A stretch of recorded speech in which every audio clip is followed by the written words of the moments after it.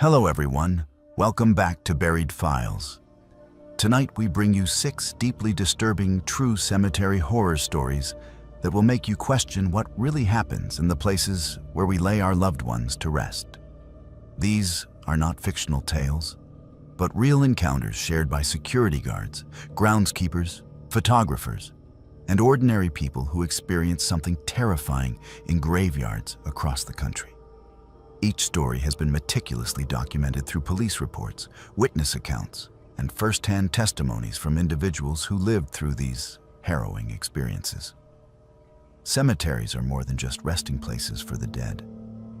They are locations where the boundaries between our world and something beyond become dangerously thin, where human evil finds cover in the darkness, and where mysteries unfold that defy rational explanation. If you enjoy authentic horror content rooted in verified accounts that will keep you awake at night, subscribe to Buried Files and hit the notification bell so you never miss our latest investigations into the darkest corners of reality. After you listen to these chilling accounts, we want to hear from you in the comments below about your own encounters with the unexplained or any cemetery experiences that left you shaken. Now settle in as we explore what lurks among the tombstones when the sun goes down and the gates close behind you. I need to tell someone about what happened at Glenwood Memorial Cemetery.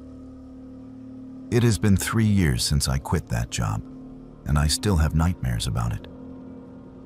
The police told me not to talk about the case while it was active, but the trial ended 6 months ago.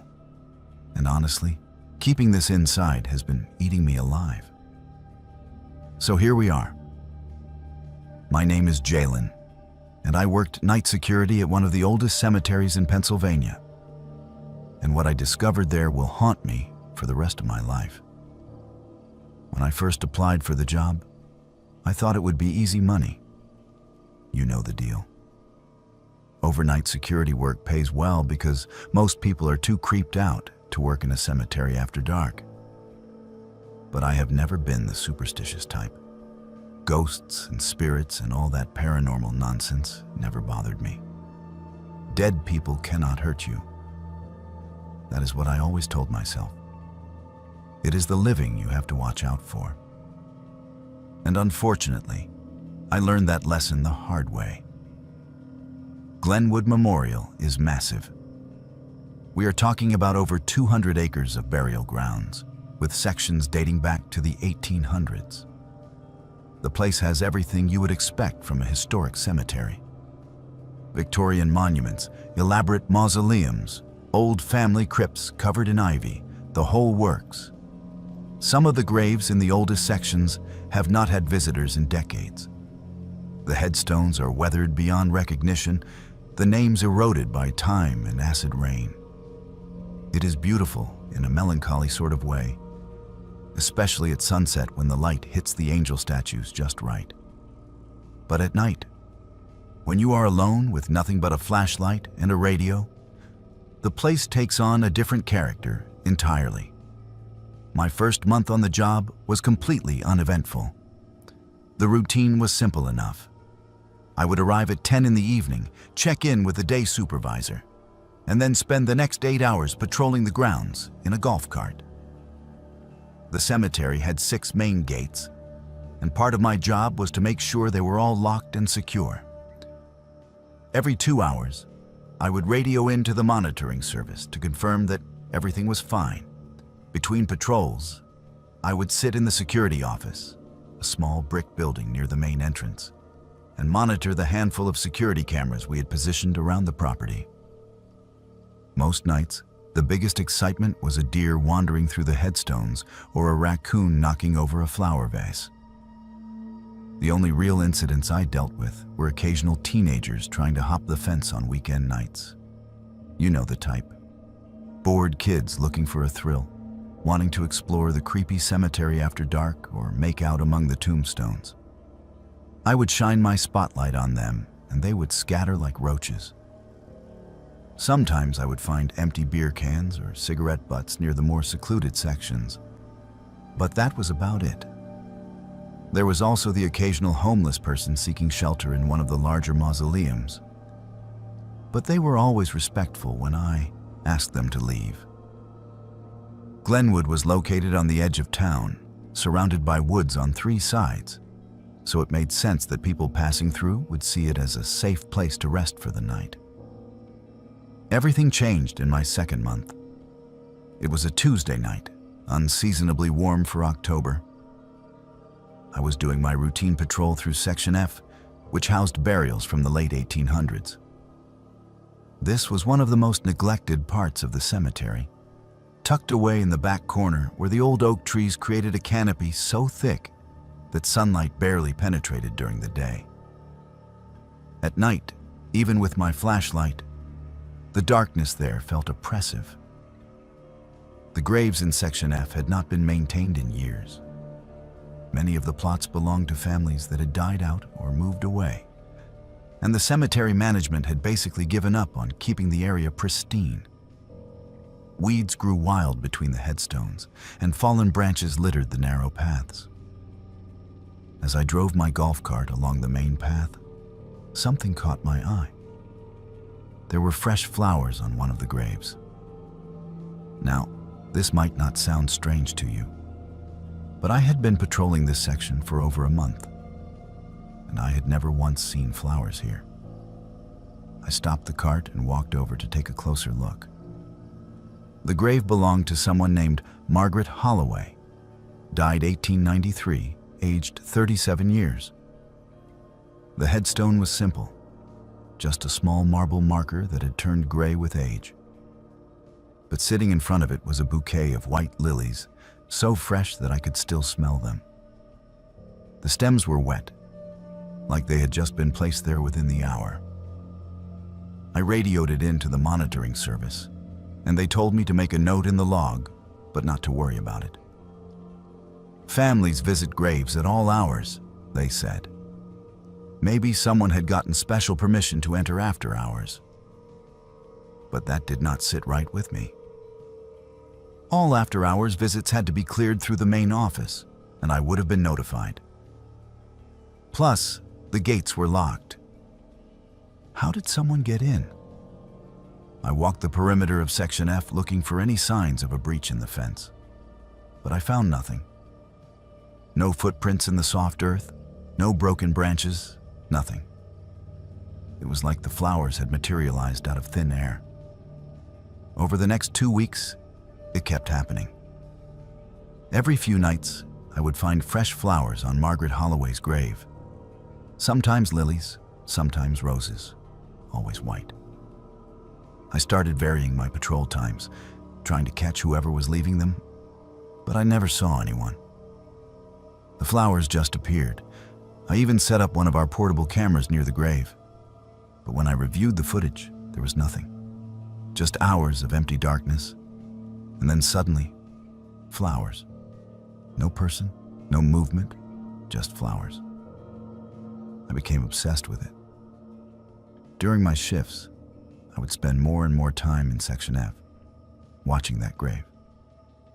I started bringing my own flashlight, a heavy-duty one that could illuminate the entire area. I would sit in the ballast, golf cart 30 yards away with the lights off, just waiting. My co-worker during the day shift, a guy named Marcus, thought I was losing it. He told me I was spending too much time alone in the dark, that the isolation was getting to me. But I knew something was wrong. This was not some grieving relative paying respects. This was something else. Then I found the footprints. It had rained the night before, and the ground in Section F was soft and muddy. During my 3 a.m. patrol, I swept my flashlight across Margaret Holloway's grave and saw them. Fresh boot prints in the mud, leading from the grave toward the maintenance shed. My heart started racing. The maintenance shed was supposed to be locked. Only the groundskeepers had keys, and they left every day at 5. I followed the prints, my hand on the radio, ready to call for backup. The prints led right up to the shed door. The padlock was still in place, but when I looked closer, I could see fresh scratches around the keyhole. Someone had been picking the lock. I did not open the shed that night. I radioed the monitoring service immediately and told them I had evidence of a break-in. They contacted the local police, and 2 officers arrived about 20 minutes later. We opened the shed together, and at first, it looked completely normal. Tools, lawn equipment, bags of fertilizer, nothing out of place. But then one of the officers found something tucked behind a stack of clay pots in the back corner. It was a sleeping bag, some canned food, and a notebook. Someone had been living in the shed. The police took the notebook as evidence, but before they did, I got a glimpse of what was inside.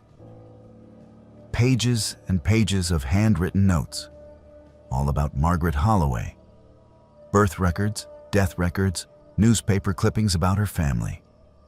Whoever had been leaving the flowers had been researching her, obsessing over her. The police told me to be extra vigilant and to call immediately if I saw anything suspicious. They set up additional patrols in the area and promised to increase their presence. For a few nights, everything was quiet. No more flowers, no more footprints. I thought maybe whoever it was had gotten scared off. But then it happened, the night that changed everything. It was a Friday, just after 2 in the morning. I was doing my patrol through Section F when I saw a figure standing near Margaret Holloway's grave. My blood went cold. I grabbed my radio and whispered that I had a visual on a trespasser. Then I turned on the spotlight mounted on my golf cart and aimed it directly at the figure. For a split second, I saw a man, maybe in his 30s, wearing dark clothes and a backpack. He looked directly at me, and I will never forget his eyes. They were not surprised or scared. They were angry. He ran, not toward the fence, but deeper into the cemetery, toward the older sections where the terrain got rough. I shouted for him to stop, but he did not even slow down. I jumped out of the golf cart and ran after him, following the beam of my flashlight. He was fast, weaving between headstones and monuments like he knew the layout by heart. I called his position in over the radio as I chased him, my lungs burning. Then I heard other voices, more than one person. I stopped dead in my tracks, my flashlight sweeping the darkness. That was when I saw them. 2 more figures, both carrying shovels, standing near a grave in Section C. I did not chase them. I did not even shout. I turned around and ran back to my golf cart as fast as I could, my heart pounding so hard I thought it would explode. But when I got there, both tires on the golf cart had been slashed. Someone had been waiting for me. I fumbled for my radio, my hands shaking, and screamed for police assistance. Then I ran toward the main office building, which was the only structure with a secure door. Behind me, I could hear footsteps. Someone was following me. I made it to the office and locked myself inside, gasping for breath. Through the window, I could see flashlights moving in the distance, multiple people, all converging on different areas of the cemetery. This was not some lone person leaving flowers. This was organized. I stayed on the radio with the dispatcher, giving them updates on what I was seeing, and within 10 minutes, the place was swarming with police. They found 3 people trying to escape through the back fence. All 3 were arrested on the spot. But the real horror came when the police started investigating what they had been doing. In Section C, they found a half-dug grave.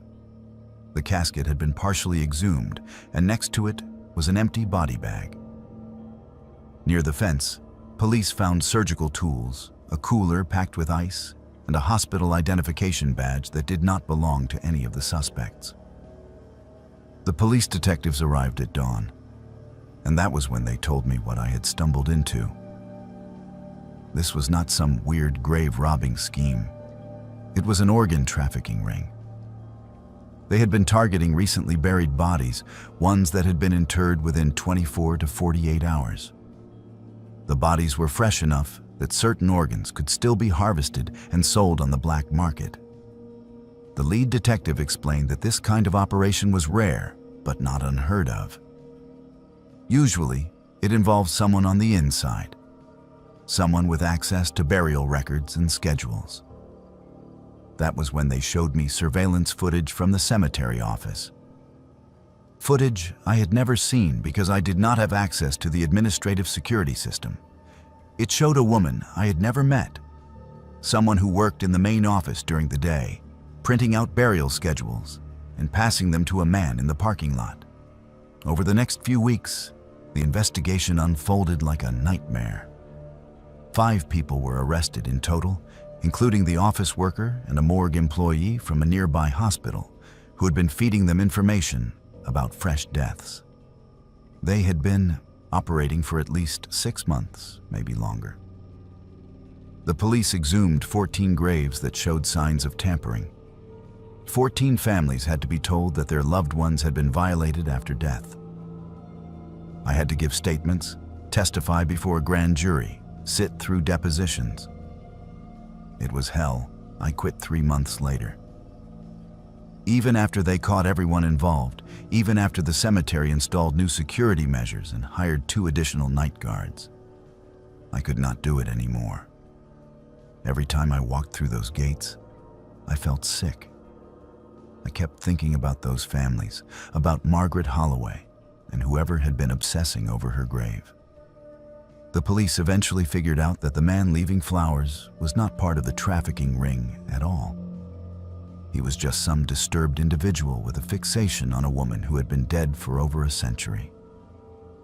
They never caught him. He disappeared after that night and never came back.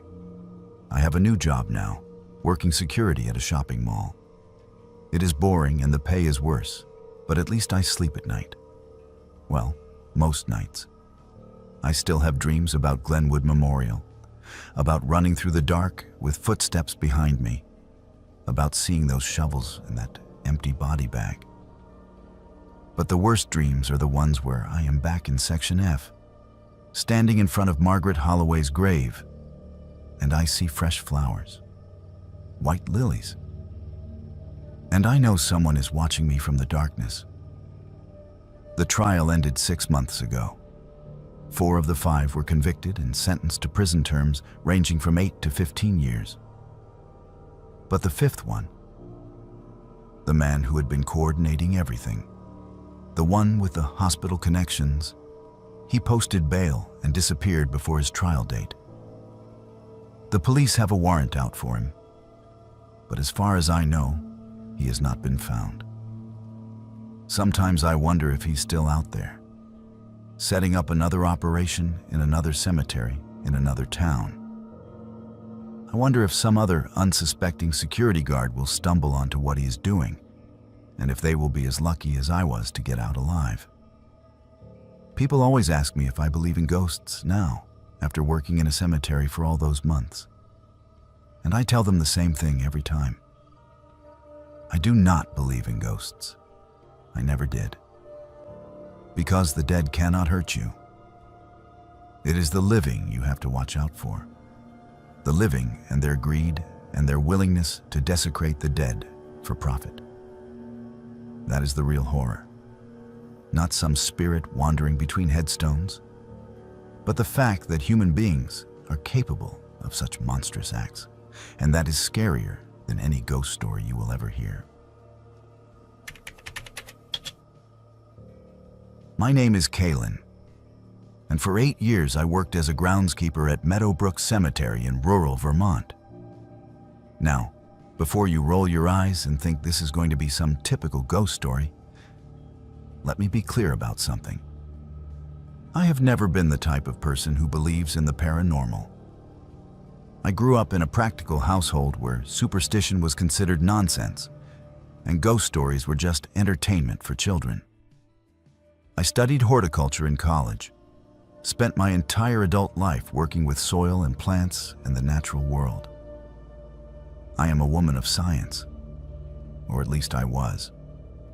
Because what I experienced at Meadowbrook changed everything I thought I knew about death and what comes after. And if you had told me 10 years ago that I would be sitting here recounting a genuine ghost encounter, I would have laughed in your face. Meadowbrook is not a large cemetery by any means. It sits on about 15 acres of rolling hills overlooking a valley, surrounded by farmland and forest. The place was established in 1882, back when the area was primarily agricultural. Most of the people buried there are locals.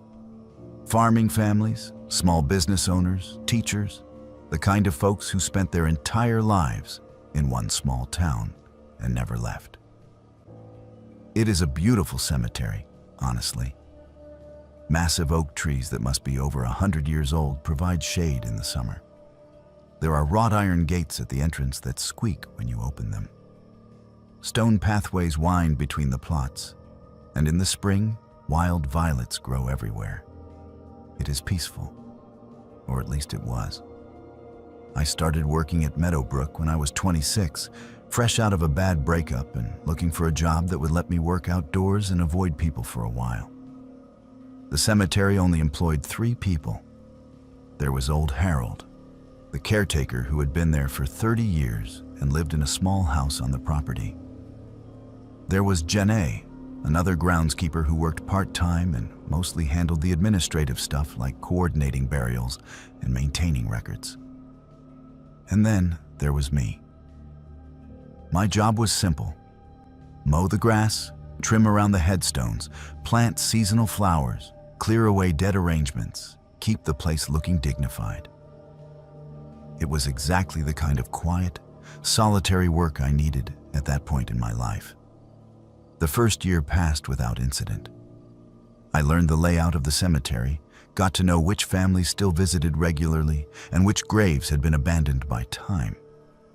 There was one section in particular that everyone in town knew about. It was located on the eastern edge of the property, beneath a cluster of old maple trees. The section contained a family plot for the Moreaus, a name that carried weight in local history. In 1952, there was a house fire that killed Catherine Moreau and her 2 young daughters, Elizabeth and Marie. The girls were 7 and 5 years old. The father, Thomas Moreau, survived because he was away on a business trip when it happened. The tragedy became part of local folklore. People said Thomas never recovered from the guilt of not being there to save his family. According to the stories passed down through generations, he visited their graves every single morning for 23 years, always bringing a thermos of coffee with him. He would sit on a small bench he had installed near the plot and talk to his wife and daughters as if they were still alive. When Thomas died in 1975, he was buried with them. The whole town turned out for his funeral. Even now, almost 50 years later, people still left flowers on the Moreau graves, especially around the anniversary of the fire. I had been working at Meadowbrook for about 14 months when I saw him for the first time. It was early October, one of those crisp autumn mornings when the air smells like wood smoke and dying leaves. I arrived at the cemetery around 7 in the morning, which was my usual time. The sun was just coming up, casting long shadows across the headstones. I parked my truck near the maintenance shed and started unloading my equipment. That was when I noticed someone standing at the Moreau family plot. He was an elderly man, maybe in his 70s, wearing brown slacks and a tan cardigan. He stood perfectly still, facing the headstones with his head bowed slightly. In his right hand, he held a coffee mug. I could see steam rising from it in the cool morning air. My first thought was that he was a relative, maybe a nephew or cousin of Thomas Moreau. People came to visit those graves all the time. I waved in his direction, just a friendly acknowledgement. But he did not respond. He did not even turn his head. He just stood there, completely motionless, except for the steam rising from his coffee. I went about my work, figuring he wanted privacy. I started mowing the western section of the cemetery, which was a good distance away from the Moreau plot. The mower was loud, and it took me about 30 minutes to finish that area. When I was done, I looked back toward the maple trees where the man had been standing. He was gone. I thought nothing of it at first. He had probably paid his respects and left. But then I walked over to that section to trim around the Moreau headstones, and something struck me as odd. The grass was covered in morning dew. My footprints were clearly visible where I had walked, but there were no other footprints, not a single one, not leading to the plot, not leading away from it, just mine. I stood there for a moment, staring at the ground, trying to make sense of it. Maybe he had walked on the stone pathway? But the pathway was at least 10 feet away, and I had clearly seen him standing right in front of the graves, on the grass. I checked the parking area. My truck was the only vehicle there.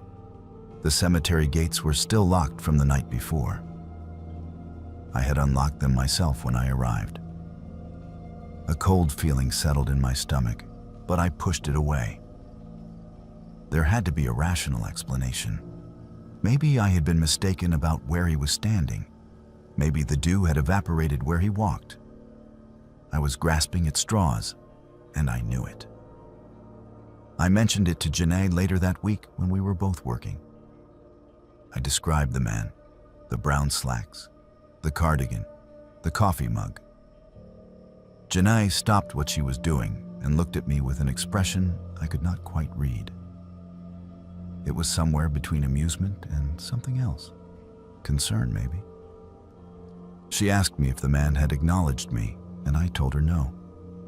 She asked if I had heard him arrive or leave, and I said no. Then she smiled in this sad sort of way and said, "That is Thomas. You saw Thomas." I thought she was joking at first. Thomas Moreau had been dead for 50 years. But Janae was completely serious. She explained that she had worked at Meadowbrook for 12 years, and during that time, she had seen Thomas Moreau at least 20 times. Old Harold had seen him too, dozens of times over his 3 decades of working there. So had several visitors over the years. It was always the same. Early morning, always autumn, always standing at the graves with a coffee mug. He never spoke, never acknowledged anyone, just stood there for a minute or two, and then disappeared. Janae said it so matter-of-factly, like she was describing the weather. I did not believe her. I told her there had to be another explanation, that maybe it was someone who just resembled Thomas, someone who came to visit at odd hours. But Janae insisted. She took me into the administration office and showed me something. It was an old newspaper clipping from Thomas Moreau's obituary in 1975. The article included a photograph of him. My hand started shaking when I saw it. It was him, the same face I had seen that morning, the same cardigan, or at least one that looked identical. And in the photograph, he was holding a coffee mug. Over the next 8 years, I saw Thomas Moreau 11 more times. It was always the same circumstances. Early morning, always in autumn, usually in October or early November. Sometimes weeks would go by between sightings, sometimes months, sometimes over a year. There was no pattern to predict when he would appear. But when he did, it was unmistakable. The same outfit, the same posture, the same coffee mug with steam rising from it. And he never lasted more than a few seconds. I would see him, blink or look away for just a moment. And when I looked back, he would be gone. No footprints, no sound, no trace that he had ever been there. I stopped trying to rationalize it after the 3rd time. You can only deny reality for so long before you have to accept what your eyes are telling you. Other people saw him too. Janae saw him twice more during the time we worked together. A woman who came to visit her mother's grave saw him and later asked Harold who the man in the brown cardigan was. She said he had been standing at the Moreau plot and she wanted to offer her condolences. But when she walked over to him, he was gone. A local history professor who was doing research on the cemetery saw him and tried to approach him to ask questions about the Moreau family. Same thing. Disappeared. The most significant encounter happened during my 6th year at Meadowbrook. It was an October morning, cold and gray with fog rolling through the valley. I was raking leaves near the Moreau plot when I saw him appear. But this time, something was different. I was close, maybe only 15 feet away. Close enough to see his face clearly, and instead of just standing there silently, he looked directly at me. Our eyes met and I froze. His expression was heartbreaking, overwhelming sadness mixed with something that looked like peace. He mouthed something at me. I could not hear any words, but I could see his lips moving. It looked like he was saying, "I am sorry." And then he was gone. I stood there for a long time after that, just staring at the spot where he had been. I was not scared, not exactly. It was more like a profound sense of melancholy, like I had witnessed something deeply personal that I was never meant to see. Later that day, I did something I had never done before. I went to the local library and started researching the Moreau family fire. I read every newspaper article, every historical account I could find. The details were brutal. The fire started in the middle of the night, caused by faulty electrical wiring in the walls. Catherine and the girls died from smoke inhalation before the flames even reached their rooms. Thomas had been 3 hours away at a sales conference. By the time he got the phone call and drove home, there was nothing left but ashes. The articles mentioned that Thomas blamed himself for years. He had noticed the lights flickering in the house the week before he left for the conference. But he had not called an electrician because he thought it could wait until he got back. That one decision, that one moment of procrastination, cost him everything. The guilt destroyed him. He never remarried, never moved from the area, never stopped visiting their graves. His obituary mentioned that he died of a heart attack while sitting on the bench at the cemetery. He died where he had spent every morning for 23 years, talking to the family he could not save.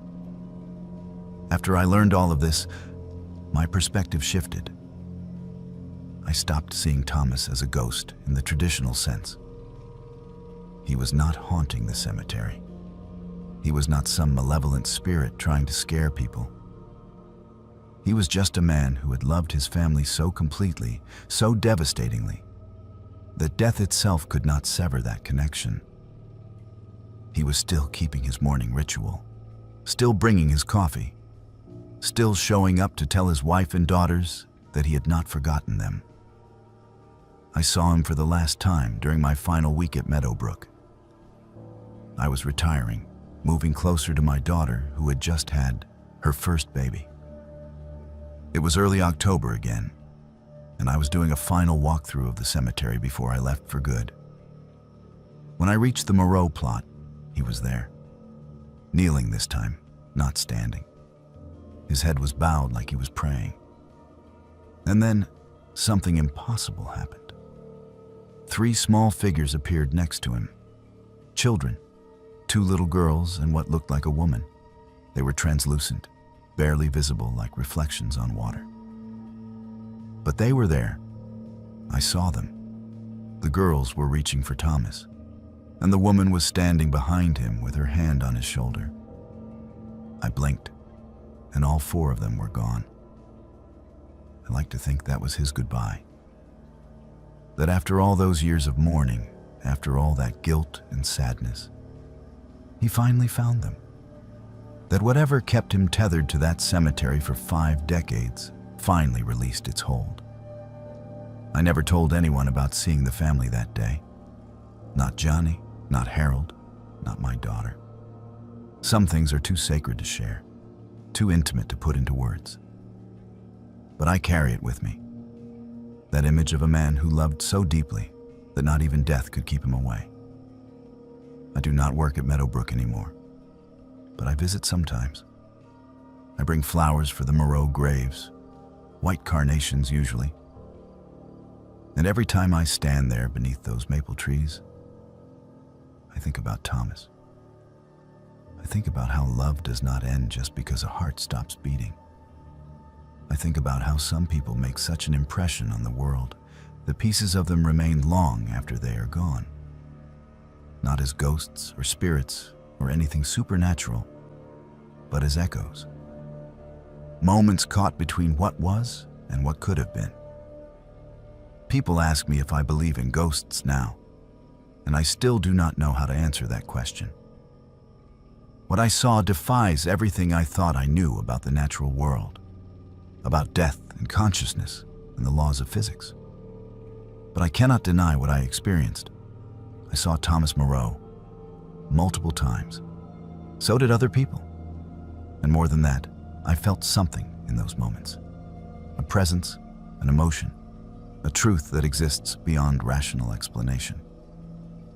Maybe that is what ghosts really are. Not monsters or demons or scary things that go bump in the night. Maybe they are just love that refused to die. Maybe they are proof that some bonds are stronger than death itself.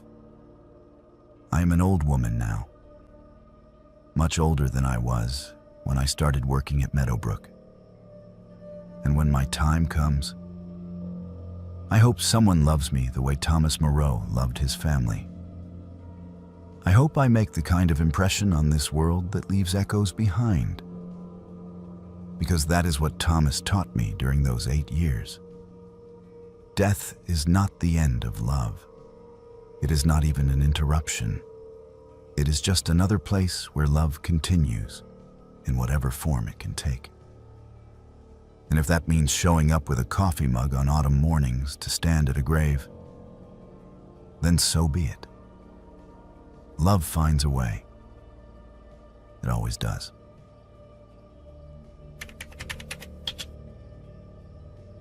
My name is Jaslyn, and I need to tell you about the worst mistake I ever made. When I was 17 years old, I thought I was invincible. I thought nothing could touch me, that consequences were things that happened to other people. I was stupid and reckless and obsessed with documenting everything for social media. My best friend Indiana was the same way. We spent our senior year of high school exploring abandoned buildings, sneaking into places we had no business being, and filming everything for our YouTube channel. We called ourselves urban explorers, but really we were just bored teenagers looking for cheap thrills. And one night, we found something that changed both of us forever. There was this cemetery on the outskirts of our town that everyone talked about, but nobody visited. Rosemont Cemetery. The place had been abandoned since the early 1990s, when the owners went bankrupt and just walked away from it. The gates were chained shut, and a rusted chain-link fence surrounded the entire property. Over the years, it had become overgrown with weeds and saplings. Headstones were toppled over, the old caretaker building had partially collapsed, and the whole place had this aura of decay and neglect. Naturally, it became the subject of local urban legends. People claimed it was cursed, that satanic rituals happened there, that if you went at night, you would see shadowy figures moving between the graves. Standard small-town horror stories that were probably 90% nonsense. But Indiana and I were obsessed with the idea of filming there. We had heard from kids at school that there were actually people who used the cemetery for occult rituals. Someone claimed they had seen candles and symbols painted on the ground near the old mausoleum. Another person said they had heard chanting coming from inside the fence late at night. We figured it was all exaggeration, but even if 10% of it was true, it would make incredible content for our channel. So we planned it out. We would go on a Friday night, hop the fence, explore the cemetery, get some creepy footage, and leave. Simple. We arrived around 11 at night. Indiana drove because he had his license, and I did not. We parked his car about a quarter-mile away on a side road and walked the rest of the way, carrying our cameras and flashlights. The fence was not hard to climb. There were sections where the chain link was bent and torn, probably from years of teenagers doing exactly what we were doing. We squeezed through a gap near the back corner of the property and found ourselves standing in the middle of an overgrown field of graves.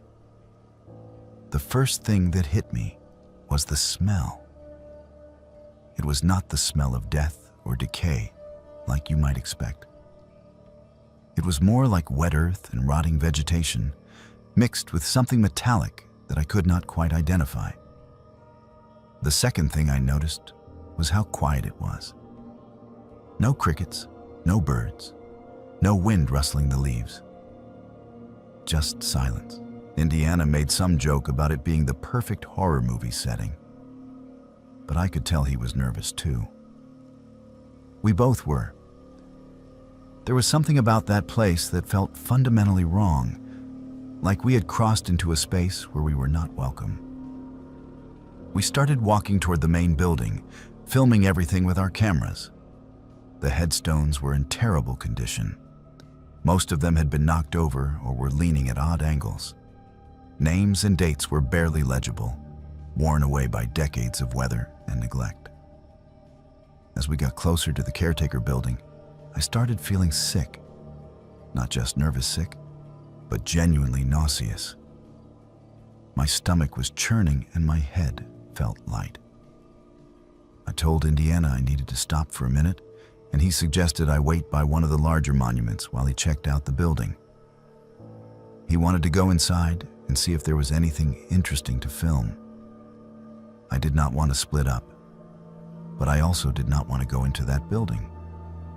So I agreed.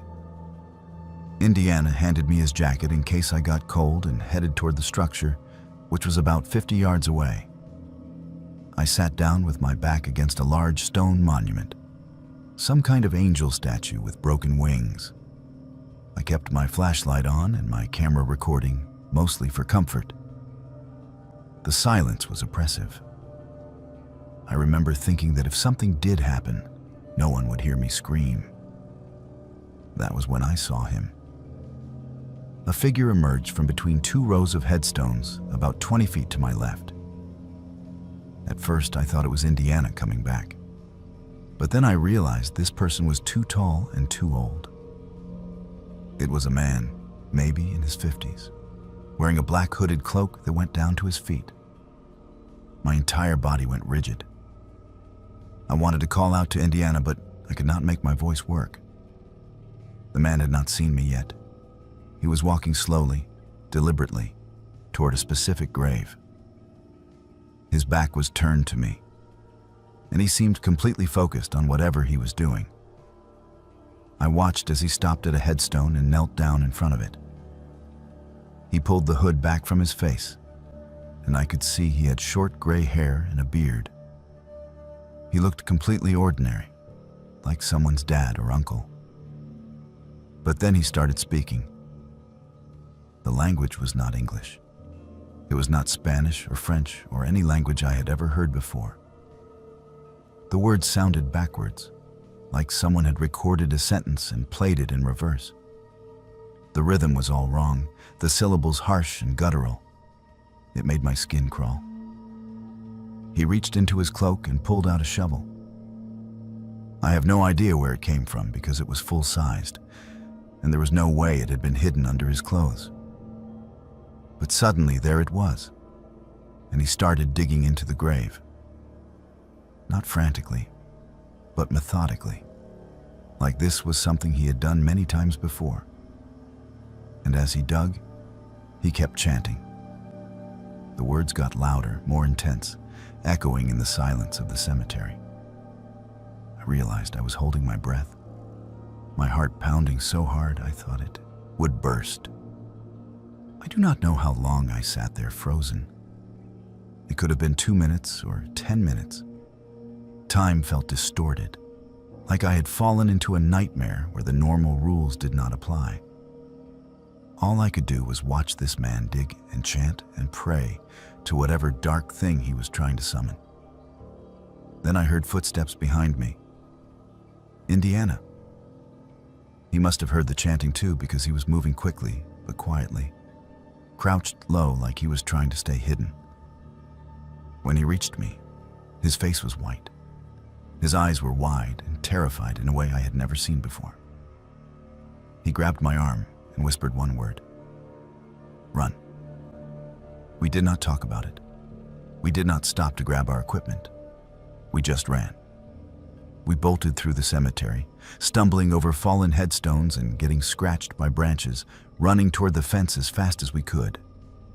Behind us, I heard a sound that I will never forget. A scream. Not a human scream, but something else. Something primal and wrong and full of rage. It echoed through the cemetery, bouncing off the monuments and trees. We did not look back. We squeezed through the gap in the fence and kept running until we reached the car. Indiana fumbled with his keys, his hands shaking so badly he dropped them twice. When we finally got the car started, we drove away faster than we should have on those dark country roads. Neither of us spoke for the first 10 minutes. We just drove, putting as much distance between ourselves and Rosemont Cemetery as possible. When we finally felt safe enough to stop, Indiana pulled over at a gas station on the edge of town. We sat in the parking lot under the fluorescent lights, both of us trying to catch our breath and process what had just happened. That was when Indiana told me what he had seen inside the building. His voice was shaking, and he kept looking over his shoulder like he expected something to appear. He said the main room of the caretaker building had been completely cleared out. The floor was painted with some kind of symbol, a large circle with geometric shapes inside it. He thought it was a pentagram at first, but it was more complex than that, more disturbing. The room was full of dolls, not normal dolls, but handmade ones, crude things with button eyes and stitched mouths. They were arranged in a circle around the symbol, all facing inward like they were watching something. Indiana said he had only been in there for maybe 30 seconds before he heard the chanting start outside. That was when he ran back to find me. But before he left, he saw something else. The other rooms of the building. He would not tell me details. He said I was better off not knowing. But whatever he saw in those rooms changed him. I could see it in his eyes. He was not the same person who had walked into that building 5 minutes earlier. We agreed not to tell anyone. Not our parents, not our friends, nobody. We convinced ourselves that if we just forgot about it and moved on, everything would be fine. We deleted the footage we had recorded. We never talked about our YouTube channel again. For a few weeks, it seemed like we had made the right decision. Life went back to normal. We finished senior year, graduated, made plans for college. But Indiana was different. Quieter, more serious. The goofy, fearless kid I had grown up with was gone, replaced by someone who jumped at shadows and did not sleep well. About a month after the incident, I convinced my mom to drive past Rosemont Cemetery during the day. I told her I was curious about local history, which was a lie. I just needed to see it again in daylight, needed to prove to myself that it was just an old abandoned cemetery and nothing more. When we drove past, I looked through the fence. The caretaker building was still there, but something felt off. My mom slowed down when she saw I was staring, and that was when I noticed it. The building looked different, more deteriorated, like it had aged years in the span of a month. 2 weeks later, I read in the local paper that the town had sent a crew to Rosemont Cemetery to assess it for possible cleanup and restoration. When they went inside the caretaker building, they found it completely empty. Just broken furniture and debris. No symbols on the floor, no dolls, no evidence of any occult activity. The article quoted one of the workers saying it looked like no one had been inside that building in decades. I showed the article to Indiana, and he just looked at me and said, "We both know what we saw." That was 5 years ago. Indiana and I are still friends, but we do not talk about that night. We made an unspoken agreement to bury it along with whatever else happened at Rosemont Cemetery. He went to college across the country, studying engineering of all things. I stayed local and work at a bookstore. We text sometimes, surface-level stuff about jobs and weather and mutual friends. But there is this thing between us now, this shared experience that we both refuse to acknowledge.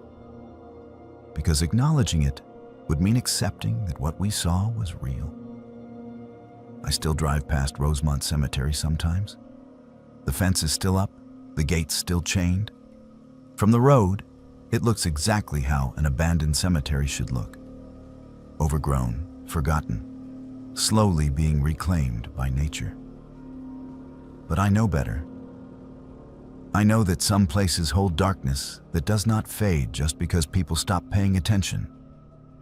I know that there are rituals happening in forgotten corners of the world that we are not meant to witness. And I know that Indiana saw something in that building that was so disturbing, he has never been able to tell me about it. Whatever it was broke something inside him, changed him into someone who no longer believes the world is safe or rational or good. People ask me sometimes if I miss doing urban exploration, making videos, seeking out adventure. And I tell them no. Because I learned something important that night at Rosemont Cemetery. Some doors should stay closed. Some places should remain unexplored. And some mysteries are better left unsolved. Because once you see certain things, once you witness the darkness that exists just outside the boundaries of normal life, you can never unsee it. It stays with you. It changes you. And you spend the rest of your life wondering what would have happened if you had just stayed home that night instead of climbing through a hole in a fence looking for something exciting to film. My name is Dalen, and I used to work the night shift at Eternal Rest Cemetery and Funeral Home in Ohio. When I tell people about what happened to me there, most of them assume I am going to talk about ghosts or supernatural encounters. But this story is not about the dead. It is about something far more terrifying. A living person who decided to make me his target. And to this day, I still do not know who he was or what he wanted from me. I got the job when I was 23, fresh out of college with a degree in business administration and drowning in student loan debt. The position was for a night administrative assistant, which basically meant I handled all the after-hours paperwork and phone calls that came in between 6 in the evening and 2 in the morning. The funeral home was part of a larger cemetery complex, one of those places that offered everything from burial plots to cremation services to grief counseling. During the day, the place was busy with families making arrangements, funeral services, burials. But at night, it was just me in the office building, filing death certificates, scheduling burial times, updating records, and answering the occasional phone call from families who needed information outside of business hours. The office building was old, but well maintained, built sometime in the 1920s with thick brick walls and high ceilings. My desk was in the main administrative area, which had large windows overlooking the front parking lot. There were security cameras positioned outside the building at all the entrances, but none inside. The company figured there was nothing valuable enough inside to warrant interior surveillance, just files and computers and office supplies. Looking back, I wish they had installed cameras inside. Maybe then I would have answers. The first few months were completely uneventful. Most nights, I would maybe get 2 or 3 phone calls, usually from people asking about plot availability or requesting copies of burial records for estate purposes. The rest of the time, I would work through my tasks, listen to podcasts, and count down the hours until my shift ended. It was quiet and boring, which was exactly what I needed while I figured out my next career move. I was not planning to make cemetery administration my life. It was just a stepping stone, a way to pay bills while I looked for something better. The call started in late September. It was a Tuesday night, around 1 in the morning. I was updating a spreadsheet when the office phone rang. I answered with my standard greeting, giving the name of the funeral home and my name. The voice on the other end was male, probably middle-aged, with a calm and polite tone. He asked, "Is anyone else there with you?" It struck me as an odd question, but I figured maybe he was asking if there were funeral directors available for an emergency arrangement. I told him no, that I was the only staff member on duty at night, but that I could take a message or help with basic inquiries. There was a pause, and then he said, "Good." And he hung up. I sat there staring at the phone for a minute, feeling unsettled. Something about the way he said "good" gave me chills. Like my being alone was exactly what he wanted to hear. But I convinced myself I was overreacting. It was probably just some prank call or someone who dialed the wrong number. I made a note of the time and went back to work. Nothing else happened that night. But then he called again. 3 nights later, around midnight. Same voice, same calm tone. This time he asked, "Do you lock the doors?" I told him yes, that all entrances were locked and secured at 6 in the evening. He said, "Are you sure?" and hung up. That was when I started feeling genuinely uncomfortable. This was not a wrong number. This was someone who was specifically calling to ask me questions about my safety and the building security. I wrote down everything I could remember about the calls and decided that if it happened again, I would contact the police. It happened again and again. Over the next 2 weeks, he called 8 more times, always between midnight and 3 in the morning. Each call was short, maybe 15 or 20 seconds. And each time, he asked a different unsettling question. "Can you see the graves from your window? Are you scared of the dead? Do you ever walk through the cemetery at night? What would you do if someone was watching you right now?" I stopped answering the phone unless the caller ID showed a local number or a name I recognized.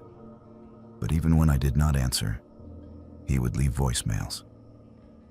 Just breathing at first, then eventually his voice asking those same disturbing questions. I told my supervisor Talon about it, and he advised me to keep a detailed log of every call and to contact the police if it continued. He also gave me the direct number for cemetery security, though they only patrolled the grounds and did not come into the office building unless requested. Talon said he would look into getting me a panic button installed at my desk, but that it might take a few weeks to process through corporate. In the meantime, I should just stay vigilant and keep the doors locked. The calls continued, but what made it worse was that the caller started using my name. I will never forget the night that happened. I had stopped answering the phone entirely unless I recognized the number. One night, the phone rang, and I let it go to voicemail. I sat there listening to the recording system kick in, and then I heard his voice through the speaker. "I know you are there, Dalen. I can see the light on in your window." My blood went cold. He knew my name, and he was outside the building, watching me. I grabbed my cell phone and called the police immediately. While I waited for them to arrive, I turned off all the lights in the office and moved away from the windows. I kept my eyes on the security monitor that showed the feed from the cameras outside. I could not see anyone in the parking lot or near the entrances. but he had said he could see my light, which meant he had to be somewhere with a direct line of sight to my window. I felt completely exposed, like I was on stage and he was in the audience, watching every move I made. The police arrived within 15 minutes. 2 officers searched the grounds and the perimeter of the building but found no one. They took my statement and listened to the voicemails. One of the officers said they would try to trace the phone number, but he was not optimistic since the caller was likely using a burner phone. They advised me to keep logging everything and to call them immediately if I saw anything suspicious. Then they left, and I was alone again. For the next week, the calls stopped. I thought maybe the police presence had scared him off. I started to relax a little, though I still kept all the lights off except for a small desk lamp and avoided sitting near the windows. Then, on a Friday night around 2 in the morning, someone knocked on the front door. Not the bell. Actual knocking. Deliberate and steady. I looked at the security monitor and saw a man standing at the entrance. He was wearing a baseball cap pulled low over his face, a dark jacket and jeans. He looked directly at the camera and waved. He knew I was watching. I did not move. I did not make a sound. I just watched the monitor and called the police on my cell phone. The dispatcher told me to stay inside and keep the doors locked, that officers were on their way. The man at the door waited for maybe 30 seconds, then started walking around the building toward the back, where there were no cameras. I could hear his footsteps in the gravel outside. He was circling the building, testing the doors, looking for a way in. Then the footsteps stopped. They were right outside the wall where I was sitting, just a few feet away, separated only by brick and a window I could not see out of because I'd closed the blinds. I held my breath. The silence was deafening. And then I heard it. Footsteps running, fast, moving away from the building toward the cemetery. By the time the police arrived 5 minutes later, he was gone. They found shoe prints in the gravel and grass, a clear trail leading from the building into the cemetery, and then past the far fence into the woods beyond. They followed the trail as far as they could, but it eventually disappeared. He was gone. The police investigation that followed was thorough, but ultimately fruitless. They pulled the phone records and confirmed what we already suspected. All the calls came from different burner phones purchased with cash at various stores around the region. They reviewed the security footage and got a partial view of the man at the door. But his face was obscured by the cap, and he never looked directly at the camera for more than a second. They canvassed the neighborhood and the woods behind the cemetery, but found nothing. The detective assigned to my case believed the man had been stalking me for weeks, watching the building during my shifts, learning my routine. He probably saw me through the windows during those first few weeks, when I had not been careful about keeping the blinds closed. The worst part was not knowing why. I had no ex-boyfriends or former friends who would do something like this. I did not owe anyone money or have any enemies that I knew of. The detective said sometimes stalkers fixate on people for no rational reason.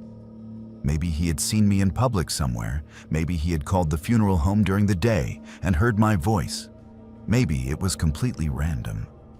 There was no way to know. I quit 2 weeks later. I could not do it anymore.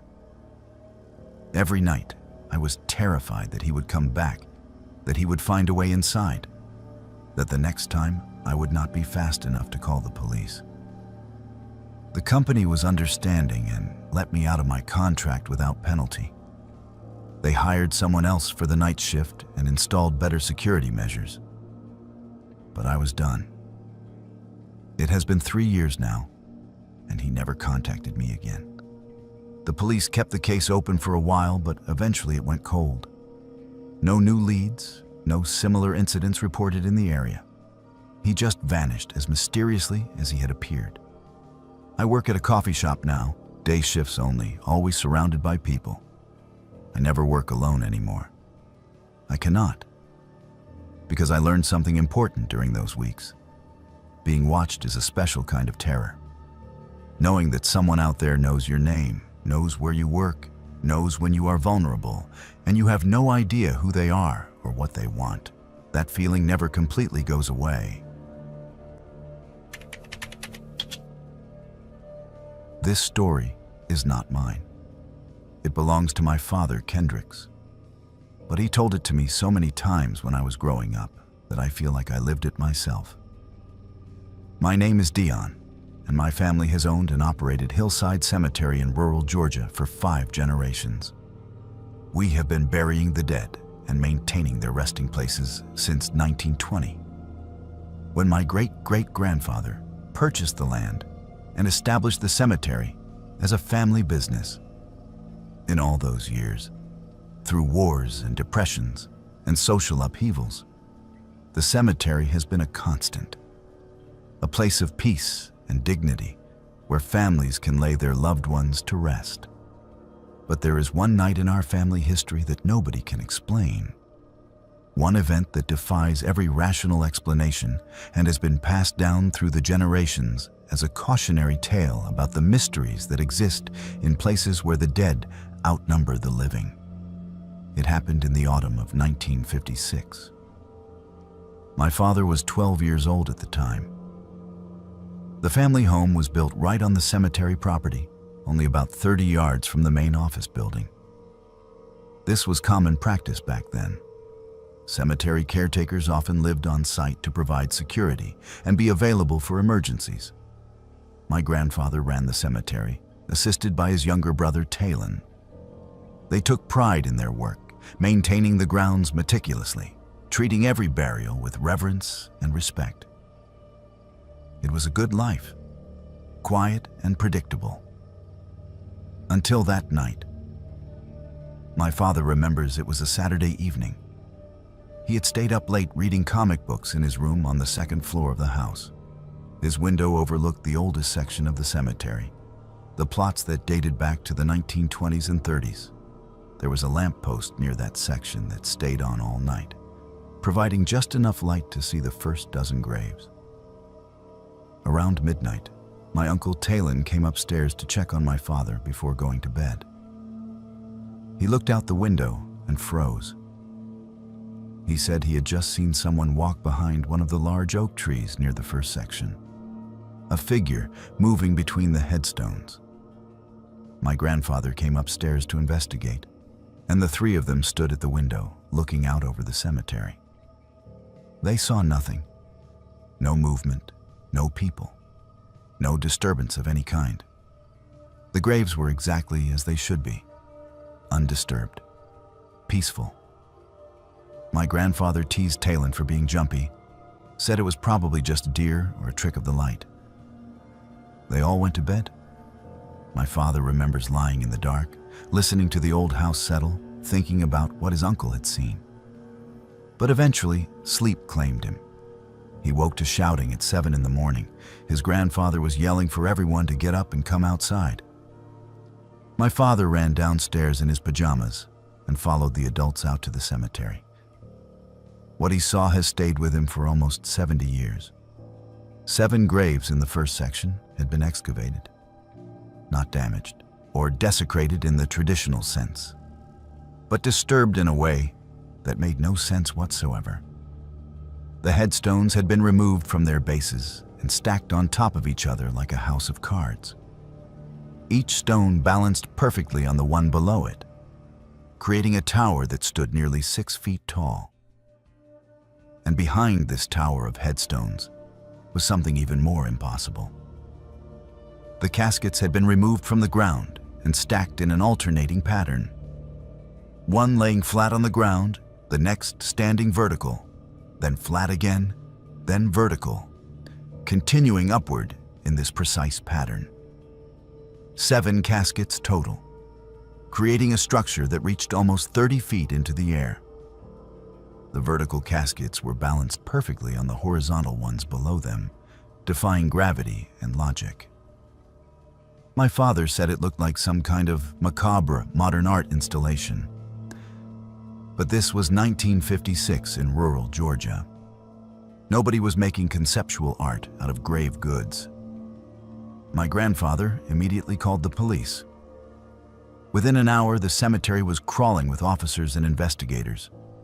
They photographed everything, took measurements, interviewed my family members.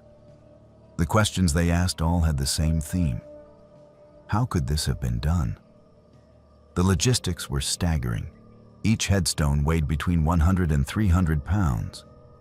The caskets were even heavier, easily 500 pounds or more, especially the older ones made from heavy wood and metal. To move them, stack them in this precise pattern, and do it all between midnight and 7 in the morning without making any noise was essentially impossible. The police looked for equipment marks, tire tracks from a truck or trailer, evidence of a crane or pulley system, anything that would explain how heavy objects had been moved and stacked. They found nothing. The ground around the excavated graves showed no signs of machinery. No tire tracks, no footprints beyond those of my family members who had discovered the scene that morning. The grass was barely disturbed. It was as if the caskets and headstones had been lifted and arranged by invisible hands. They examined the graves themselves. None of the caskets had been opened. Nothing was stolen. The bodies inside remained undisturbed. This was not grave robbing or desecration in any traditional sense. Whoever or whatever did this had arranged everything with almost surgical precision. The detective in charge said he had never seen anything like it in 30 years of law enforcement. He filed a report, took statements, and promised a thorough investigation. But there was nothing to investigate. No evidence, no witnesses, no leads. The case went nowhere. My grandfather and Uncle Talon spent the next week putting everything back. It took a small crew with proper equipment to disassemble the stack and return each casket to its grave. The headstones were cleaned and reset on their bases. They contacted the families of the deceased to inform them of what had happened, though they struggled to explain it in any coherent way. Most of the families were understanding, though deeply disturbed. A few demanded answers that my grandfather could not provide. Within a month, everything looked normal again. The graves were restored, the grass grew back, and life returned to its quiet routine. But the story did not end there. My father grew up hearing his father and uncle discuss that night in hushed tones. They had theories. My Uncle Talon believed it was vandals, some group of young men who had planned an elaborate prank using equipment they later removed. My grandfather was not convinced. He pointed out that even with equipment, the noise would have been tremendous. The house was only 30 yards away. Someone would have heard something. Chains rattling, engines running, people talking. But there had been nothing. Just silence. As the years went by, the incident became part of family mythology. My father eventually took over running the cemetery from my grandfather, and he experienced his own share of strange occurrences. Nothing as dramatic as the stack, but small, unexplainable things. Once, they found fresh flowers arranged in a perfect circle around a grave, appearing overnight with no explanation. Another time, a single child's shoe was placed on top of a headstone that had been empty the evening before. They reviewed security camera footage, but saw nothing. No people, no animals, just empty frames, and then suddenly an object that had not been there before. My father ran Hillside Cemetery until he retired 10 years ago, when I took over. I am the 5th generation of our family to maintain this place, and I have never experienced anything as dramatic as what happened in 1956. But I believe the story. Not because I'm superstitious or prone to believing in the supernatural, But because I know my father and grandfather were honest men who had no reason to fabricate such a tale, something happened that night. Something that defied explanation then and continues to defy explanation now. I have researched similar incidents, looking for patterns or historical precedents. There are stories of grave disturbances throughout history, but nothing quite like what happened at Hillside. Most grave robberies are motivated by theft.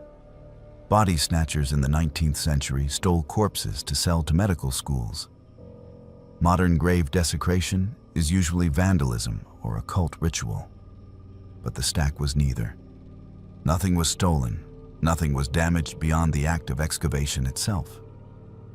It was precise, deliberate, and inexplicable. My grandfather took the mystery to his grave. He died in 1998, still convinced that what happened that night was beyond human capability. My uncle Talon passed away 5 years later, equally baffled.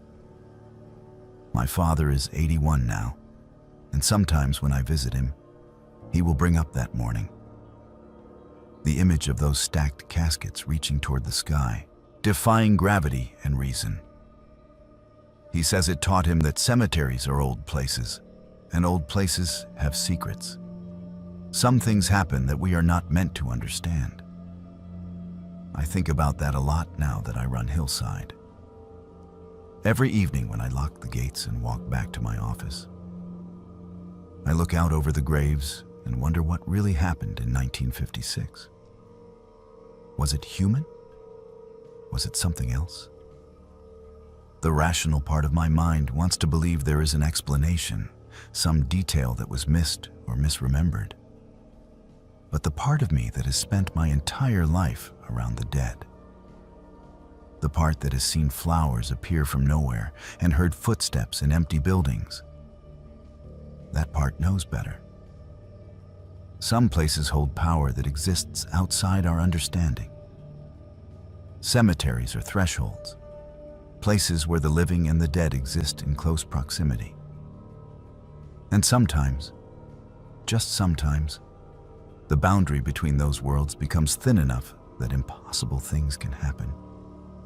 I cannot prove what occurred at Hillside Cemetery in 1956, but I can tell you that my family does not lie, and we do not exaggerate.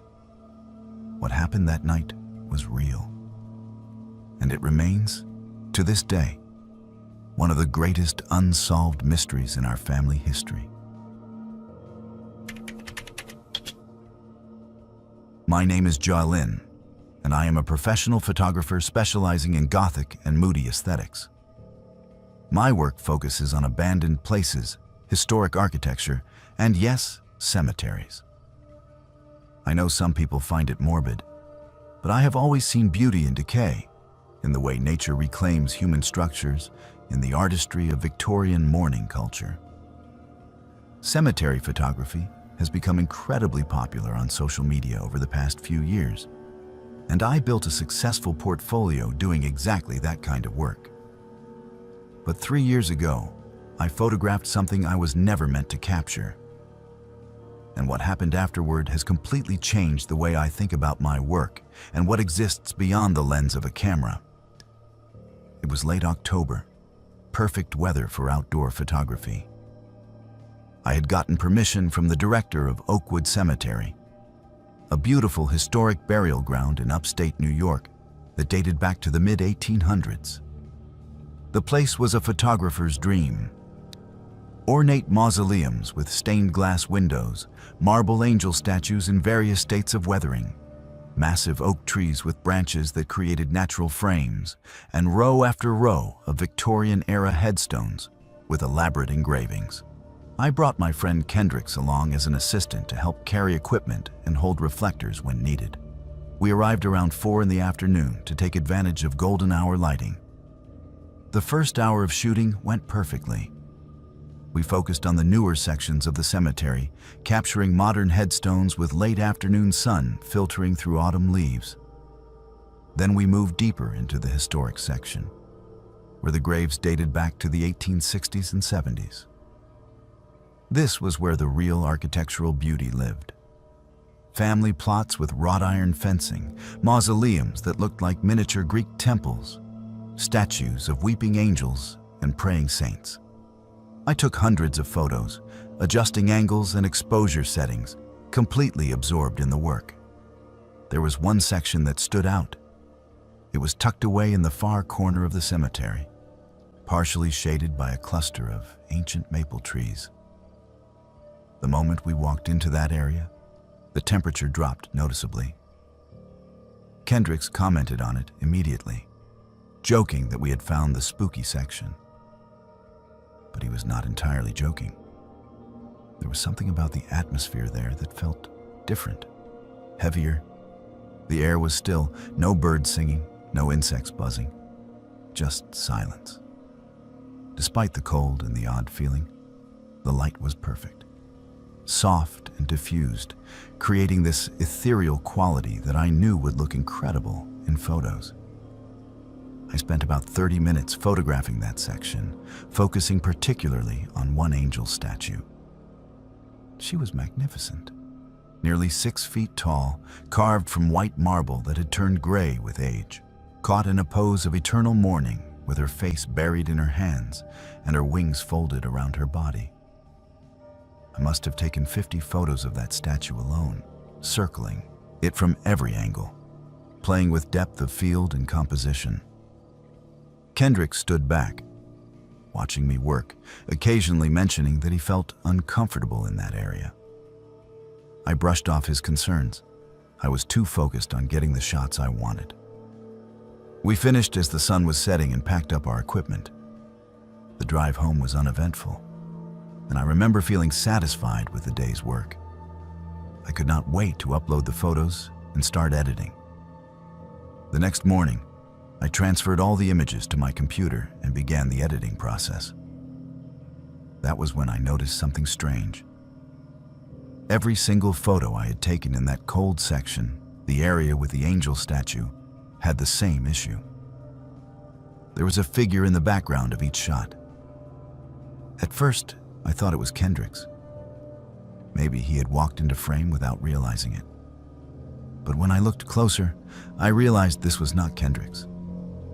The figure was blurry and indistinct, like a shadow or a smudge on the lens. Except it was not a smudge because it appeared in different positions in each photo. In one image, the figure was far in the background between 2 headstones. In the next image, taken seconds later from a slightly different angle, the figure had moved. It was closer, standing near a different grave. I went through the entire series chronologically, watching the figure gradually move closer to where I had been standing. I called Kendricks and asked if he remembered seeing anyone else in the cemetery that day. He said no. We had been completely alone. The cemetery had closed to visitors at 5, and by the time we were shooting that section, it was well past closing. The gates were locked. There was no way someone could have been walking around in the background without us noticing. But there she was. And I say she because in some of the closer images, I could make out details. A long dress, old-fashioned, the kind women wore in the late 1800s. Dark hair pulled back. But her face was always obscured, either turned away from the camera or somehow blurred beyond recognition. The most disturbing photo was the one I had taken of the angel statue from directly in front. I had framed it so the statue filled most of the frame, with just a bit of background visible. In that photo, the figure was no longer in the background. She was standing directly behind the statue, barely visible between the angel's folded wings, and she was facing the camera. I zoomed in as much as the resolution would allow, trying to see her face clearly. But the more I enhanced the image, the more distorted it became. Her features seemed to shift and blur, refusing to come into focus. I am not someone who believes in ghosts or the paranormal. My entire career is built on capturing reality, on documenting what exists in the physical world. But I could not explain these images. I checked my equipment thoroughly. No smudges on the lens, no malfunctions with the camera sensor, no double exposures or digital artifacts. The figure was there, in the photos, plain as day. So I did what any rational person would do. I started researching the cemetery. Oakwood Cemetery has detailed records going back to its founding in 1864. I spent hours going through their online archives, searching for information about the section where I had photographed the angel statue. I found the plot. It belonged to a woman named Eleanor Hartwell, buried in 1897 at the age of 23. The cause of death listed was childbirth complications. Next to her grave, barely visible in my photographs because the headstone was so small and weathered, was another burial. An infant, no name recorded, just baby Hartwell, with the same death date as Eleanor. I went back through my photos with this new information and examined them carefully. In several images, you could see the base of the angel statue where Eleanor's name was carved. In person, the name had been completely weathered away, unreadable. But in my photographs, with the specific lighting and contrast, the name was visible. Eleanor Hartwell. And in one photo where I had zoomed in on the angel's hands, you could see something I had not noticed when I took the picture. The small grave marker for the baby, half buried in fallen leaves. It was right there, just a foot away from Eleanor's headstone. I made a decision that some people might think was crazy. I posted the photos to my Instagram account. I did not sensationalize them or make wild claims about ghosts. I simply posted them with a caption explaining that I had photographed Oakwood Cemetery and noticed an interesting anomaly in the images. I included the historical information about Eleanor Hartwell and her baby. I wanted to be respectful, to frame it as a curiosity rather than a ghost story. The response was immediate and overwhelming. Within hours, dozens of people commented saying they had seen the same figure. Other photographers who had shot at Oakwood over the years went back through their old photos and found her there, in the background, always in that same section. Some of the images people sent me were from 5 or 6 years ago. One person had photographed the cemetery in 2015 and found the figure in their pictures, though they had not noticed it at the time. Everyone who saw her had been photographing the angel statue or the immediate area around it. Then someone sent me a message that changed everything. They said they had researched Eleanor Hartwell after seeing my post. According to local historical records, Eleanor's baby had been buried without a proper marker because the family could not afford one. Cemetery records listed the infant's location, but there was never a headstone. The baby had essentially been forgotten, buried in an unmarked grave next to a mother who died, bringing it into the world. The person who messaged me had a theory. Eleanor's spirit appeared to photographers because she wanted someone to remember her child, someone to acknowledge that her baby existed. I went back to Oakwood Cemetery 3 days later. I brought flowers, white roses, and a small stuffed lamb. I placed them on Eleanor's grave and on the spot where the records indicated her baby was buried. I did not bring my camera this time. I just stood there for a while, speaking quietly, telling Eleanor that I saw her and her child, that I would make sure their story was remembered. Kendricks was with me again, and he said later that the atmosphere in that section felt different, lighter somehow, less oppressive. I took one final photo that day, just a single shot of the angel statue with the flowers at its base. When I looked at it later, the figure appeared one last time. But this time, she was not alone. There was a second, smaller shape next to her, barely visible. A bundle like an infant wrapped in cloth. And for the first time in any of the photographs, Eleanor's face was clear. She was smiling. I have gone back to Oakwood several times since then. I always bring flowers for Eleanor and her baby. And I have never seen the figure in any photographs taken after that day. Neither has anyone else who has photographed that section since. The comments and messages stopped. Other photographers report that the area feels normal now, just another beautiful historic section of the cemetery. I choose to believe that Eleanor was waiting all those years for someone to acknowledge her child, to recognize that her baby existed and mattered. And somehow, through photography, through light and shadow and digital sensors, she found a way to make herself seen. Hello everyone, welcome back to Buried Files. Tonight we bring you 7 deeply disturbing true Seattle horror stories that will shatter everything you thought you knew about the Pacific Northwest's most iconic city. These are not fictional tales, but real encounters shared by people who experienced the darkness lurking beneath Seattle's rain-soaked streets and fog-covered hills. Each account has been meticulously documented through first-hand testimonies, police reports, and historical records that verify the terrifying events you are about to hear. From the haunted corridors of Pike Place Market to the shadowed trails of the Cascade foothills, from the underground passages forgotten by time to the modern high-rises of South Lake Union, Seattle harbors secrets that most residents will never discover. And perhaps that is for the best.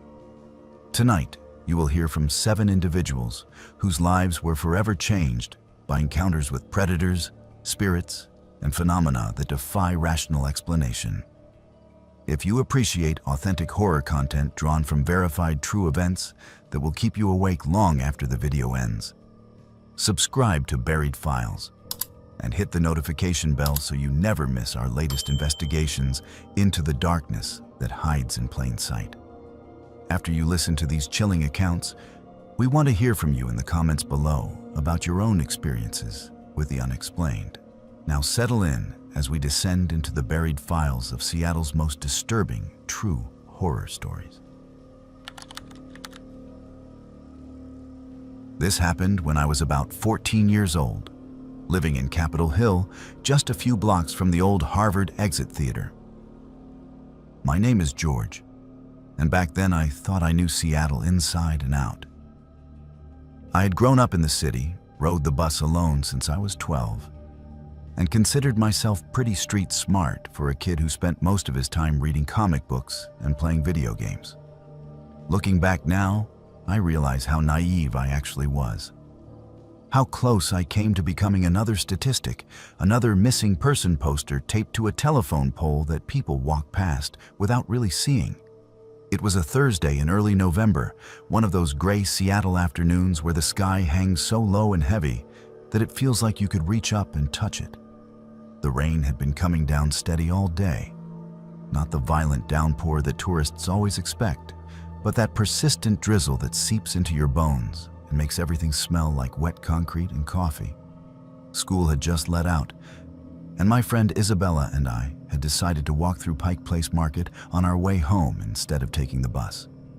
We did this sometimes when we wanted to avoid going straight home to empty apartments and the monotony of homework. The market was always alive, always full of people and noise and the smell of fresh flowers mixed with fish and fried food.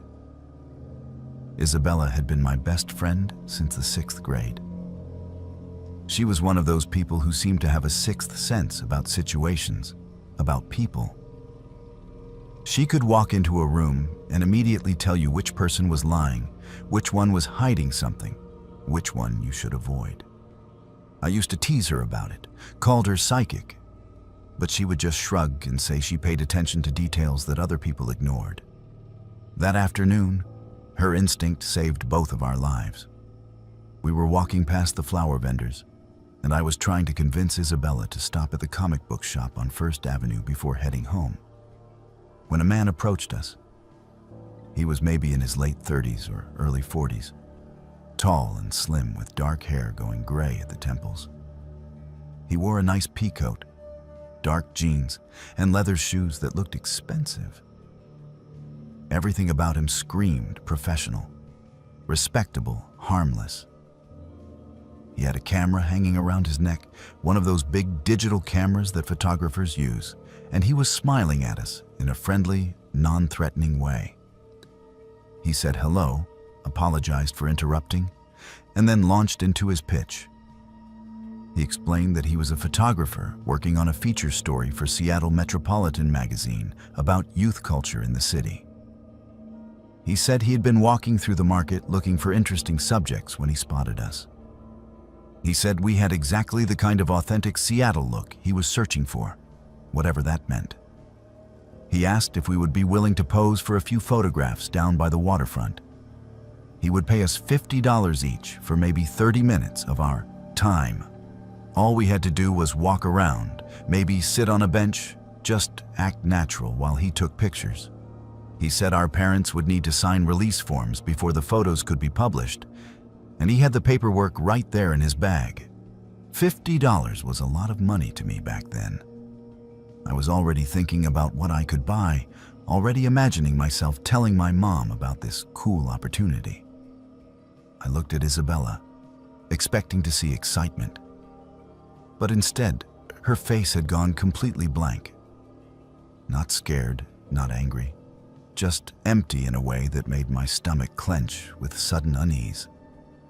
The man was still talking, explaining how the shoot would work, showing us examples of his work on his camera screen. The photos looked professional, legitimately artistic shots of other teenagers around Pike Place Market and the waterfront. Everything seemed legitimate. Everything seemed safe. But Isabella was not moving, was not smiling, was just staring at this man with those dark eyes that seemed to be processing information I could not see. Then the man made his first mistake. He reached out and put his hand on my shoulder, guiding me gently toward the market exit that led down to the street level and the waterfront below. His grip was firm, friendly, paternal even. But Isabella immediately stepped between us, breaking the contact. She said thank you, but we had to get home. Our parents were expecting us. The man's smile never wavered. He said it would only take 30 minutes, that we could call our parents right now and let them know. He was already walking, already moving us away from the crowded main arcade of the market toward the quieter side passages. Isabella grabbed my arm hard enough to hurt. She said no, we had to go. We were already late. I was confused, a little annoyed even. This seemed like easy money, a cool story to tell at school. But something in Isabella's voice made me pause, made me actually look at the situation instead of just seeing what I wanted to see. The man's smile had changed. It was still there, still plastered across his face, but it no longer reached his eyes. His eyes had gone flat and cold, calculating. He was no longer asking, he was telling. He said the best light for photographs was down by the piers, under the Alaskan Way Viaduct, where the late afternoon sun created interesting shadows. He said he had already scouted the perfect location, very atmospheric, very Seattle. He was walking faster now, and we were following, caught in the momentum of his certainty, his authority. That is when Isabella did something that probably saved our lives. She stopped walking, turned to me, and said very loudly that she had just remembered we were supposed to meet her mom at the Starbucks on First Avenue 10 minutes ago. That her mom was going to be furious we were late. The lie was so specific, so believable, delivered with such conviction that even I almost believed it for a second. She grabbed my hand and started pulling me back toward the main market arcade, toward the crowds and the noise and the safety of witnesses. The man's expression finally cracked. For just a moment, I saw something beneath the friendly photographer mask. Something ugly and angry and predatory. He called after us, said we were being rude, that we had wasted his time. His voice had changed too, had lost that warm professional tone, and taken on an edge that made the hair on my neck stand up. We did not run at first. We walked quickly, purposefully, back through the market. But then we heard footsteps behind us, quick and determined, and Isabella whispered, "Run." So we ran. We ran through the market, dodging tourists and vendors, our shoes slapping on the wet tile floors. We ran down Post Alley, that narrow brick passage that runs behind the market, where the famous gum wall creates a sticky rainbow of colors, and the smell of rain mixes with the sweet rot of old chewing gum. I could hear him behind us, could hear his breathing and his footsteps echoing off the brick walls. The alley was nearly empty. Just a few people with umbrellas hurrying to wherever they needed to be, not paying attention to two kids running like their lives depended on it. Isabella pulled me into a small Italian restaurant, one of those cramped places with checkered tablecloths and old photos of Italy on the walls. We pushed through the door so hard that the bell above it clattered wildly, causing everyone inside to look up. We ran to the back of the restaurant, past confused diners, and I pressed my face against the rain-streaked window that looked out onto Post Alley. My heart was hammering so hard I could feel it in my throat, and I was breathing in short gasps that made my chest hurt. Isabella was next to me, silent and watchful, her hand still gripping mine. We saw him come around the corner. He had stopped running and was walking now, scanning the alley, looking in the windows of shops and restaurants. He walked past our window, so close I could have reached out and touched the glass. He stood there for a moment right outside, and I held my breath, terrified that he would look in, that he would see us. But he was looking ahead, searching the alley beyond. After what felt like hours but was probably only 20 minutes, he finally walked away, disappearing around a corner. A waiter approached us, asked if we were okay, if we needed help. Isabella, calm as anything, told him we were fine. We were just waiting for the rain to let up before walking home. The waiter looked skeptical, but nodded and went back to work. We stayed there for another 30 minutes, watching the alley, making sure the man was really gone before we finally left. We did not talk about it on the walk home. We did not talk about it the next day at school. It was not until almost 3 weeks later, when Isabella called me crying, that we finally acknowledged what had almost happened. She had been watching the local news with her mom and had seen a story about a man arrested near the Seattle waterfront for attempting to abduct a teenage girl.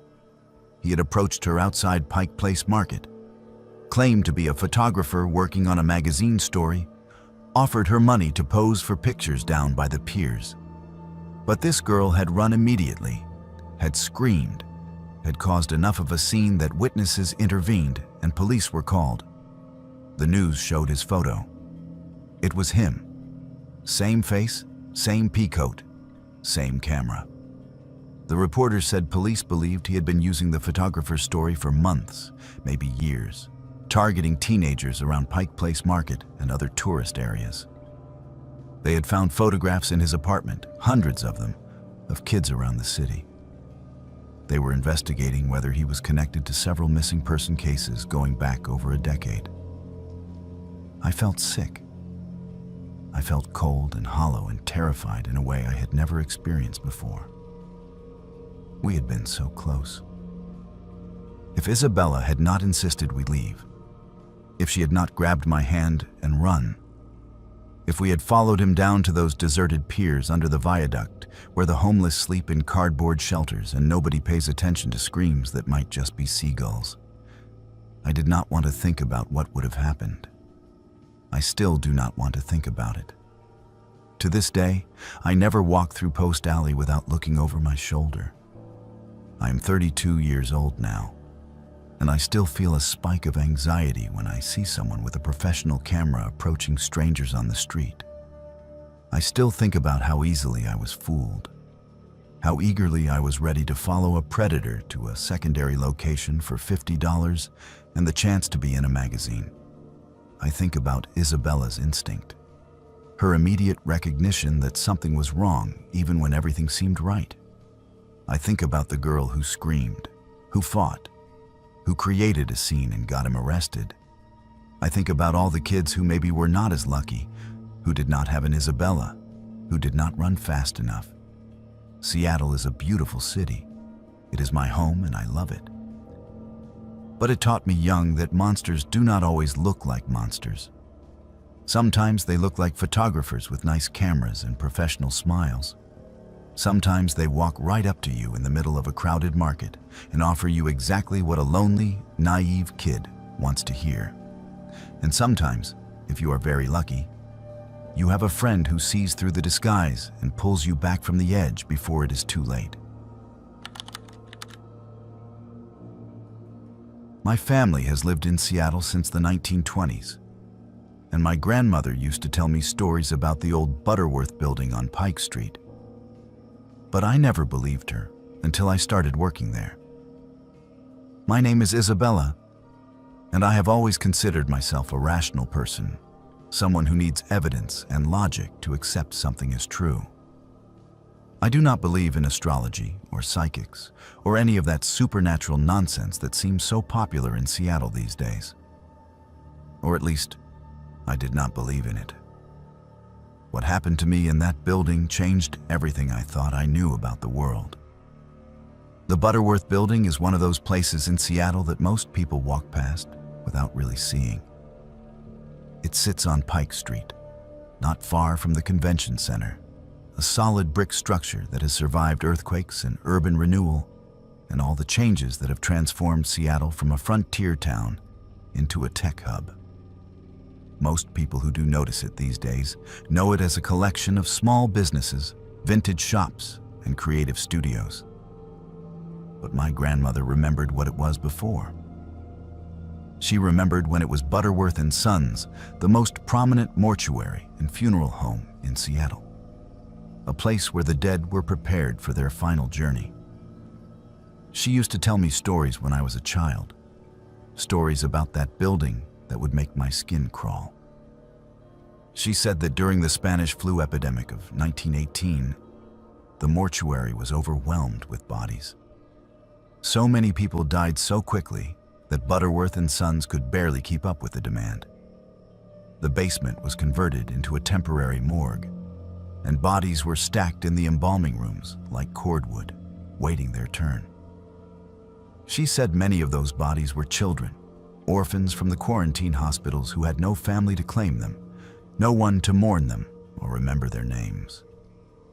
She said their spirits never left, that they were still down there in the basement, waiting for someone to take them home. I always dismissed these stories as the superstitions of an old woman who had grown up in a different time, a time when people believed in ghosts and hauntings because they did not understand science or psychology. I would smile and nod and change the subject, never taking any of it seriously. That was my mistake.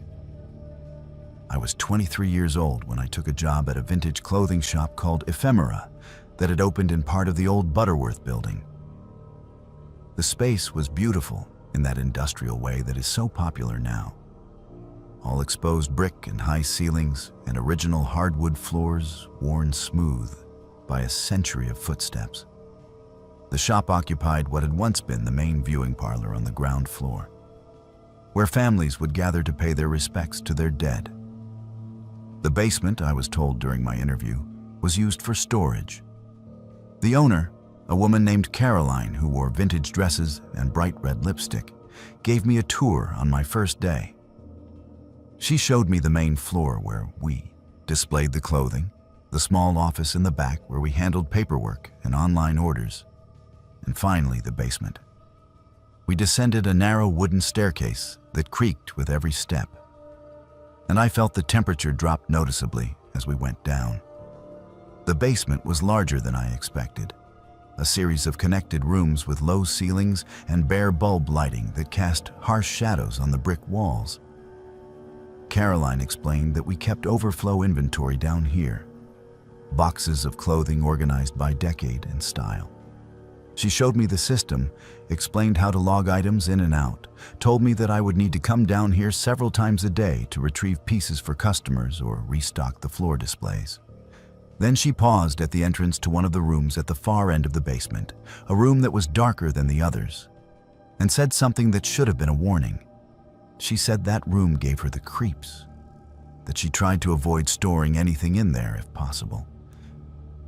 She said sometimes she heard noises coming from that direction, like machinery running or water dripping, even though there was no plumbing or electrical equipment in that part of the basement. She laughed nervously when she said it, like she was embarrassed to admit such an irrational feeling. I laughed too, trying to put her at ease, and said old buildings always made strange noises. She seemed relieved that I was not the superstitious type. The first few weeks at the job were completely normal. I enjoyed the work, enjoyed helping customers find the perfect vintage piece, enjoyed the quiet moments when the shop was empty and I could organize inventory or read behind the counter. The basement trips were unremarkable. I would go down, find what I needed, and come back up. Nothing strange, nothing unusual, just a cold basement in an old building. Then things started to change. It began with the cold spots. I would be walking through the basement, perfectly comfortable in my sweater, and suddenly hit a pocket of air so cold that my breath would fog in front of my face. These spots were not near any windows or doors, not anywhere that would explain a draft. They were just there, random patches of freezing air that I would walk through and then immediately back into the normal basement temperature. I told myself it was old building ventilation, uneven heating, something perfectly rational. Next came the sounds. I would be alone in the basement, sorting through boxes of 1960s shift dresses or 1940s suits. And I would hear what sounded like an elevator running. It was a distinctive sound, that mechanical whine of cables and pulleys, the clunk of doors opening and closing. But there was no elevator in the basement, at least not one that worked.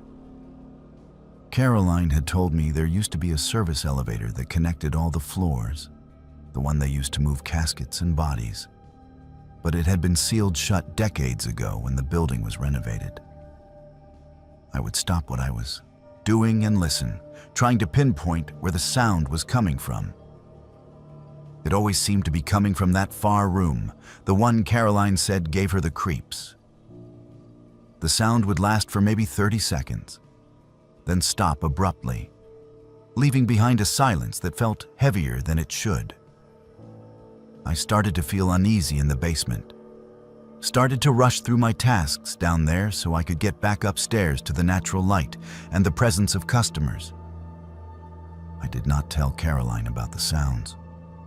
I did not want her to think I was as superstitious as she was. Did not want to validate her irrational fears with my own. Then one evening, everything changed. It was late October, almost closing time.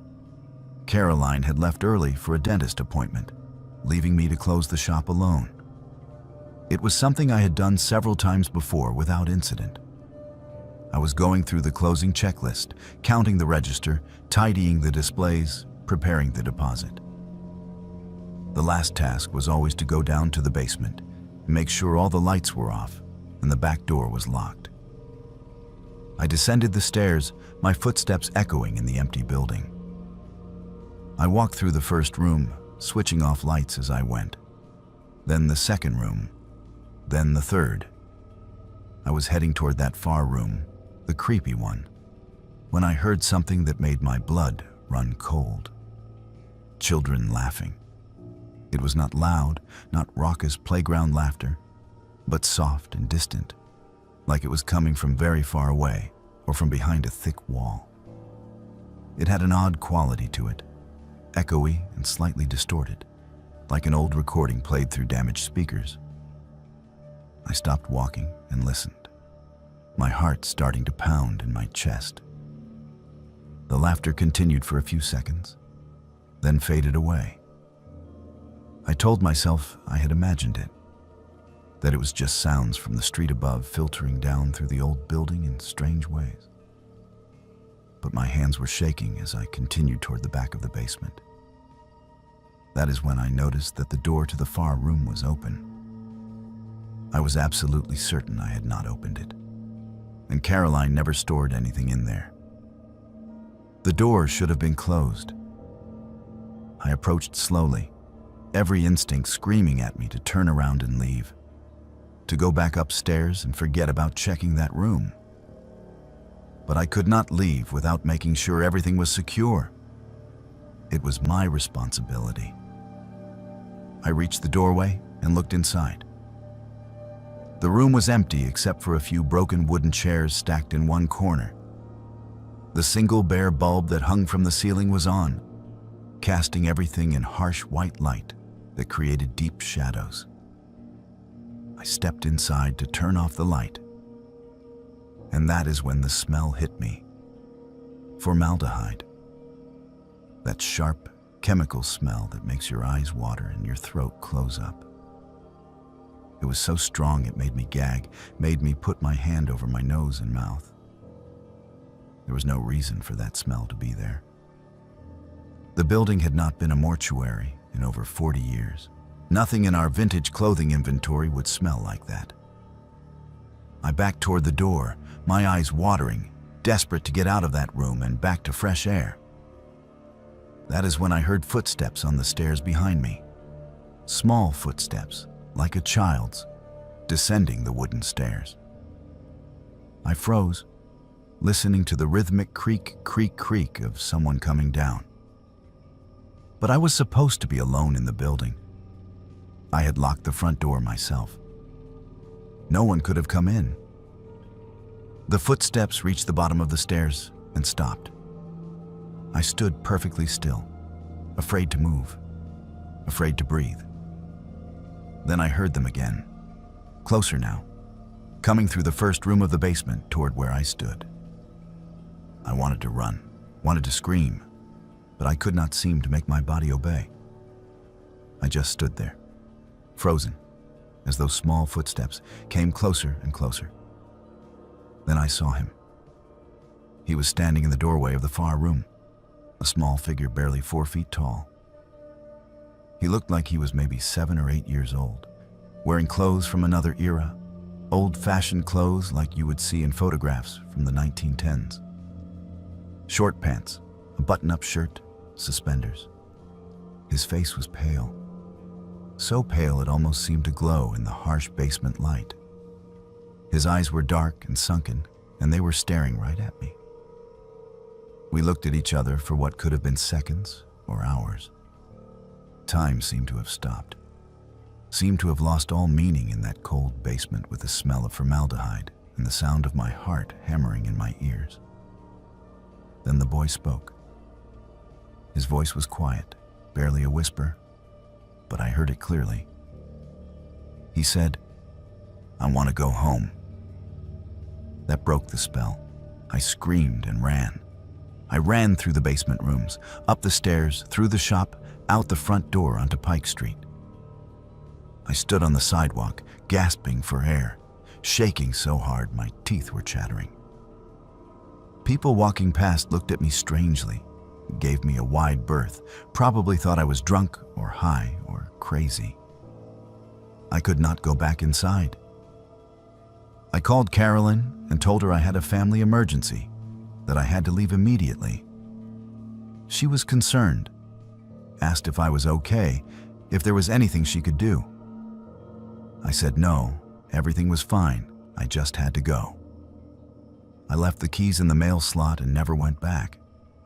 I quit the next day by text message, gave some excuse about taking a job closer to home. Caroline was disappointed but understanding. She paid me for my final week and wished me well. I never told her what I saw. What would be the point? She would either think I was crazy or be forced to confront something she clearly already suspected about that building. But I could not leave it alone. I needed to understand what I had seen, needed some rational explanation that would let me sleep at night. So I started researching the history of the Butterworth building. digging through old newspaper archives at the Seattle Public Library, looking through historical society records, anything I could find about the mortuary and what happened there. What I discovered made everything worse.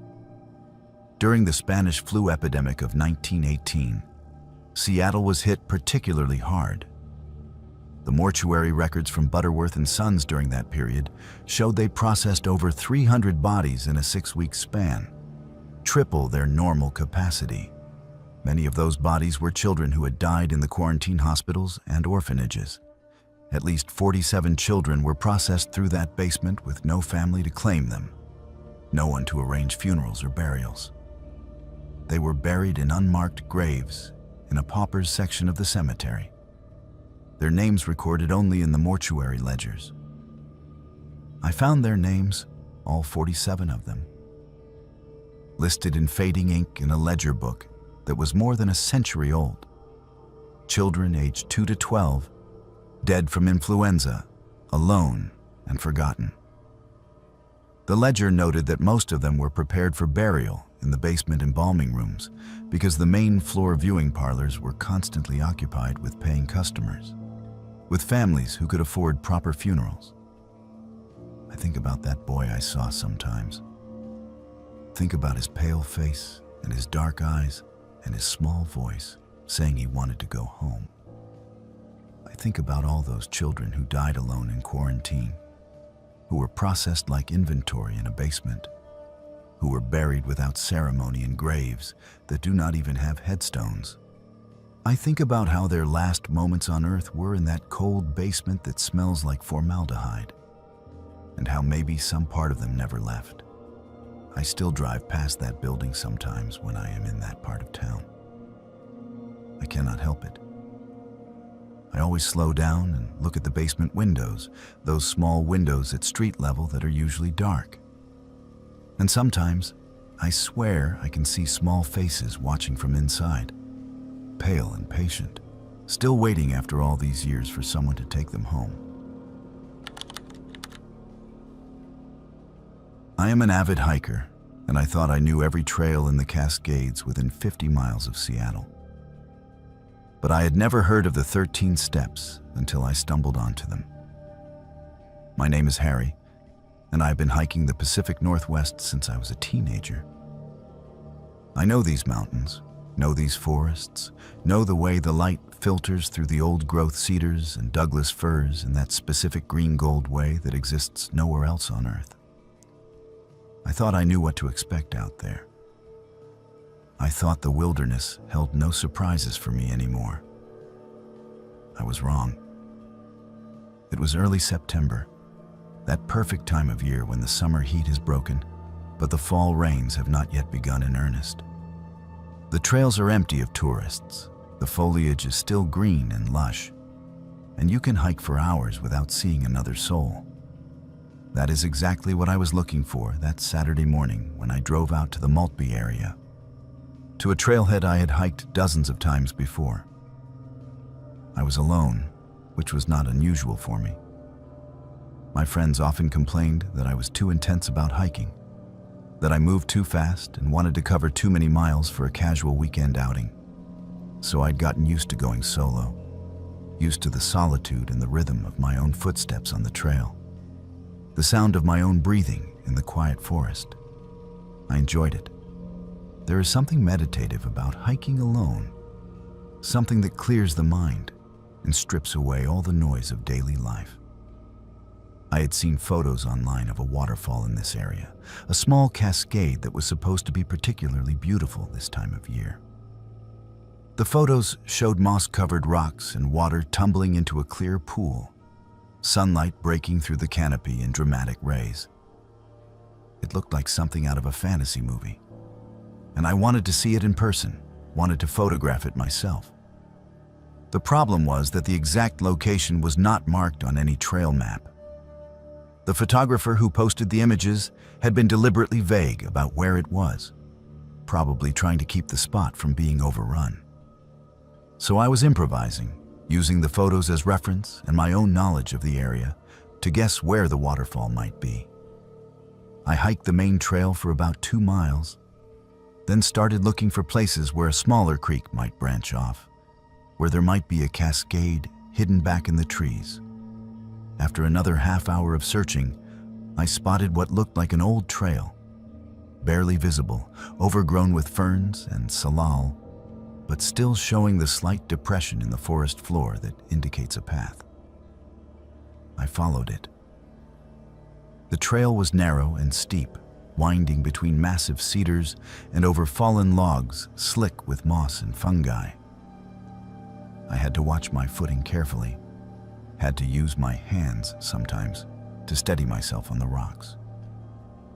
The forest grew darker as I went deeper, the canopy closing overhead until only scattered patches of light made it through to the forest floor.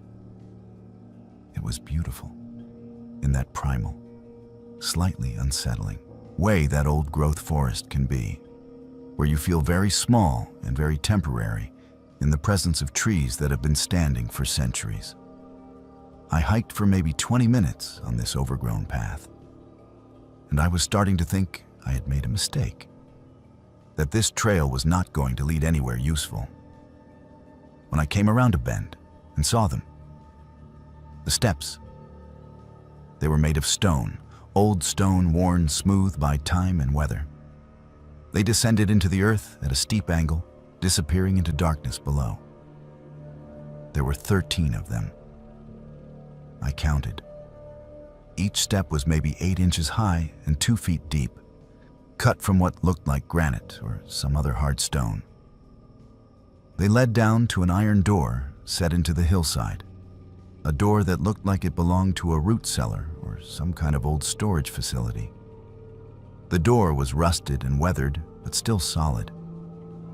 It had a heavy iron handle and what looked like the remains of a padlock, broken and hanging loose. There was no sign indicating what this was, no historical marker or explanation, just steps leading down to a door in the middle of nowhere, miles from any road or building. I stood there for a long moment, trying to figure out what I was looking at. Was this some kind of old mine entrance? A forgotten bunker from World War II? The Cascades are full of abandoned infrastructure from logging operations and early settlements, places that nature has been slowly reclaiming for decades. This could be anything. Curiosity got the better of caution. I descended the steps, counting as I went. 1, 2, 3, 4, 5, 6, 7, 8, 9, 10, 11, 12, 13. The air grew noticeably colder as I descended, and I could smell earth and stone and something else. Something organic and slightly rotten like mushrooms or decay. At the bottom, I reached out and touched the iron door. It was warm, not hot, but distinctly warm to the touch, which made no sense given the cold air surrounding it. I tried the handle. It was locked or stuck or both. The door would not budge. I put my ear against the metal and listened.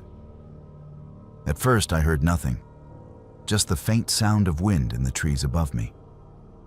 But then, very faintly, I heard something else. Voices. Multiple voices speaking in unison, a rhythmic chanting or singing that was too muffled for me to make out words. It sounded like it was coming from far away, from deep underground. Every rational part of my brain was telling me this was just acoustics, just sound traveling in strange ways through the earth and the old door.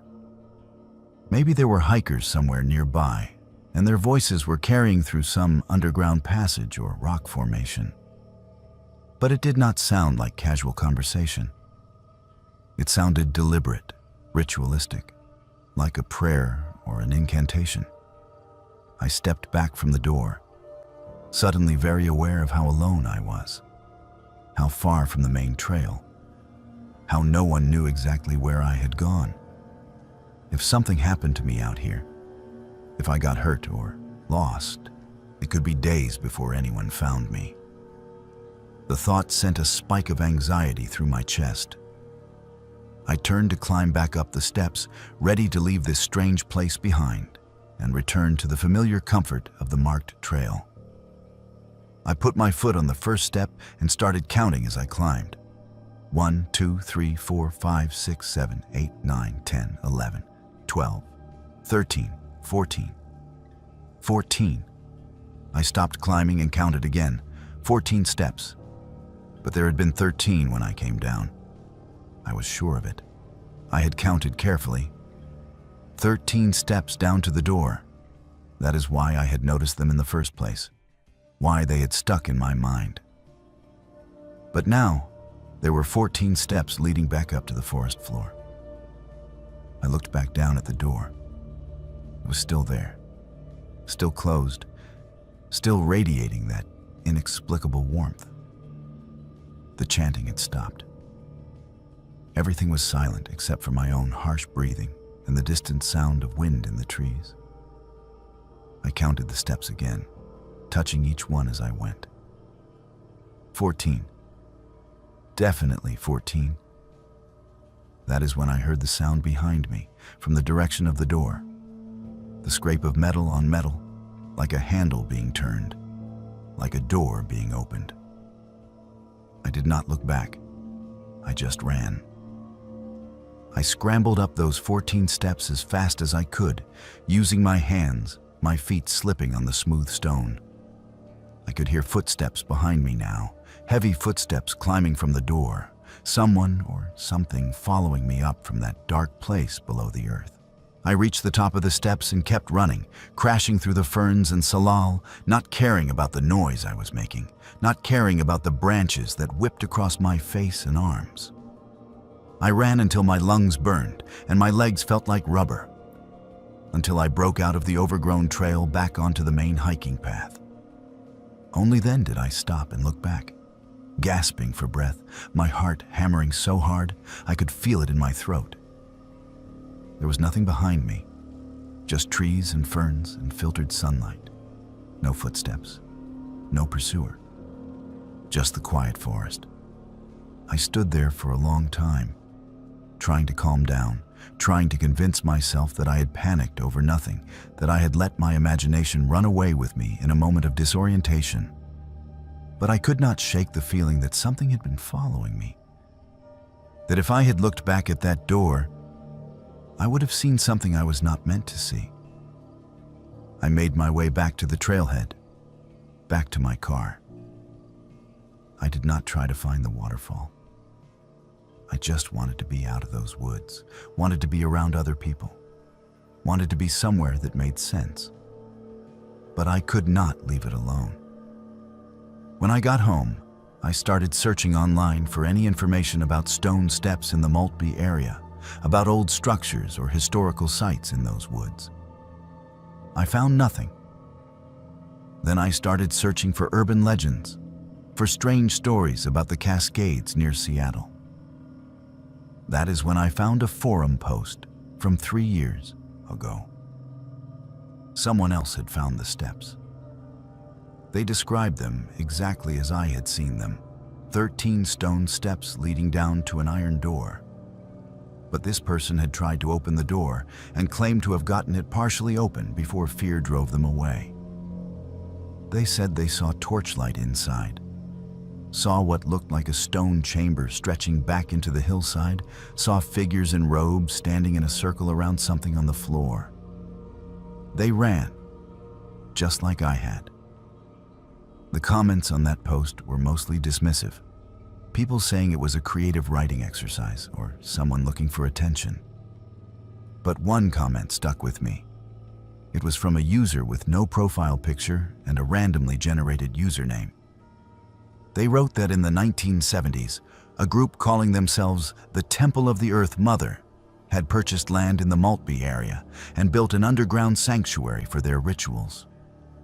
The cult had disbanded in the early 1980s after several members disappeared and others reported being held against their will. Police had raided the property but found nothing, no buildings, no people, no evidence of any crime. The land was eventually sold at auction, and the whole incident was largely forgotten. The comment ended with a warning. They said that anyone who counts all the steps and opens the door joins the temple, that you become part of their circle whether you want to or not. That the number of steps changes depending on whether you are being invited in or driven away. They said if you are meant to join them, you will count 13 steps down and 13 steps up, and the door will open easily. But if you are not meant to be there, the number of steps will change, and you will hear them coming for you. I do not know if any of that is true. I do not know if that forum post was real or if the comment was just someone playing along with a scary story. But I do know what I experienced. I know I counted 13 steps down and 14 steps back up. I know I heard footsteps following me. I know that door was warm when it should have been cold. A week later, I went back to that trailhead. I told myself I was going to hike the main trail, nothing more, just a normal Saturday morning in the woods. But when I reached the spot where I had found that overgrown path, where I had turned off to search for the waterfall, I could not find it again. I searched for an hour, walking back and forth along the main trail, looking for any sign of that smaller path leading into the trees. It was not there. The forest looked different. The trees were wrong. The spacing was off. I could not find the path that led to those 13 steps. I have not been hiking alone since, and I never will again. I bring friends now, or I stick to crowded trails where there are always other people around. I still love the mountains, still love the forests of the Pacific Northwest. But I no longer believe I know everything that is out there. I no longer believe the wilderness is empty of mysteries, that all the hidden places have been found and mapped and explained. There are things in those woods that we are not meant to understand, places we are not meant to go.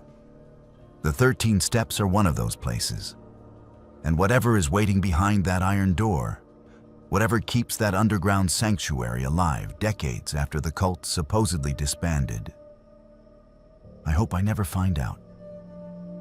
I hope those steps stay lost in the forest where they belong, where only those who are meant to find them will count their way down into the darkness below. Before we get started on this story, it mentions psychological abuse, gaslighting, and a mental health crisis. If that is too dark for you, go ahead and stop listening right now. I am going to give you some time to decide. Okay. For all those who want to continue listening, let us begin. I was 26 years old, fresh out of grad school, and I had just landed my dream job at a tech company in South Lake Union. That is where I met Arthur.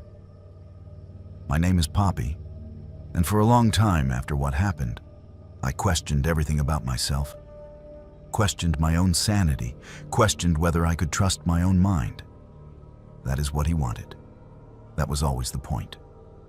Arthur was a software engineer, one of those people who seem to excel at everything effortlessly. He was charming and confident, always knew the right thing to say, always seemed genuinely interested in what you had to tell him. We met at a company happy hour, one of those awkward networking events where everyone stands around drinking overpriced cocktails and pretending to enjoy small talk. He approached me with an easy smile and started a conversation about the book I was reading on the bus that morning. I was surprised he had noticed, flattered that he had paid attention. We started dating within a week. He took me to nice restaurants, knew all the best hidden spots in Seattle, introduced me to his friends who all seemed smart and successful and welcoming. Everything moved quickly, but it felt right.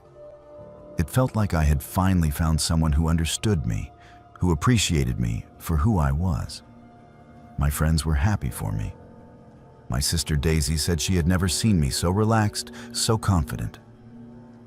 The first strange thing happened about a month into our relationship. I came home from work to find my apartment keys sitting on my kitchen counter. I distinctly remembered putting them in my purse that morning, remembered the weight of them, remembered checking that I had them before I left. But there they were, on the counter, exactly where I would have left them if I had been home. I called Arthur confused, asked him if he had stopped by my apartment. He said no, said I must have forgotten and left them there in the morning rush. I almost believed him. Almost. Then it happened again and again. Small things. My phone would be in a different room than where I left it. The coffee mug I was certain I had washed would be dirty in the sink. Books would be open to pages I did not remember reading. Clothes would be hanging in my closet that I did not recall wearing. Each incident was small enough to dismiss, small enough to blame on my own distraction or forgetfulness. But they kept happening, kept accumulating, until I started to feel like I was losing my grip on reality. Arthur was always sympathetic, always concerned. He would hold me and tell me I was working too hard, that the stress of the new job was affecting me. He suggested I start keeping a journal to track my daily activities, to help me remember things better. It seemed like good advice. I started writing everything down, every detail of my day, trying to create some kind of anchor to reality. But the journal made things worse. Arthur would show me entries I did not remember writing, conversations I apparently had but could not recall, appointments I had supposedly made and then forgotten. He would read them to me in my own handwriting, and I would have no memory of putting those words on paper. I started to panic, started to think something was seriously wrong with my brain. Was I having blackouts? Was there some kind of neurological issue causing memory loss? Arthur convinced me to see a therapist. He came with me to the first appointment, held my hand in the waiting room, explained to the doctor that I was having severe memory problems and mood swings. The therapist was kind, but clearly concerned. She ordered tests, asked me questions about my family history, about drug use, about trauma. I answered honestly, desperately wanting to understand what was happening to me. The tests came back normal. Physically, there was nothing wrong with my brain. The therapist suggested it might be psychological, stress-induced dissociation, or anxiety manifesting as memory issues. She prescribed medication and suggested I take some time off work to focus on my mental health. I did. I took medical leave, spent my days at home trying to rest, trying to get better. That is when Arthur moved in. He said he wanted to take care of me, said I should not be alone while I was struggling. It made sense at the time. I needed help, and he was offering it. But once he was living in my apartment, things got worse. Much worse. My friends stopped calling. When I asked Arthur about it, he showed me text messages from my phone to theirs, messages where I apparently told them I needed space, that I did not want to see them anymore. The messages were in my texting style, used my typical phrases and emojis. But I had no memory of sending them. When I tried to call my friends directly, they sounded hurt and distant. They said I had been acting strange, saying horrible things about them to Arthur, accusing them of trying to sabotage my relationship. I confronted Arthur about it. He looked genuinely confused, genuinely hurt that I would accuse him of anything. He showed me my journal entries where I had apparently written about how my friends were jealous of my happiness, how they were trying to come between us. He showed me my phone records proving the messages had come from my device. What could I say? The evidence was all there, in my own hand, from my own phone. I started to believe I was going insane. Started to think that maybe I was doing these things, saying these things, and then blocking them out. Maybe the person I thought I was did not actually exist. Maybe I was someone else entirely, someone cruel and paranoid and unstable, and the real me was just now coming to the surface. Arthur was patient through all of it. He took care of me, cooked my meals, managed my medications, kept track of my appointments. He was always there, always watching, always knowing exactly where I was and what I was doing. At the time, it felt like love, like devotion. Looking back, I understand it was control. The night everything changed, I could not sleep. The medication made me drowsy, but also gave me vivid, disturbing dreams that would jolt me awake in a panic. It was maybe 3 in the morning, and Arthur was asleep next to me, his breathing deep and even. I got up carefully, trying not to wake him, and went into the living room. I sat on the couch in the dark, trying to calm my racing thoughts, trying to figure out how my life had fallen apart so completely in just a few months. That is when I saw his laptop. He had left it open on the coffee table, the screen dark, but not closed.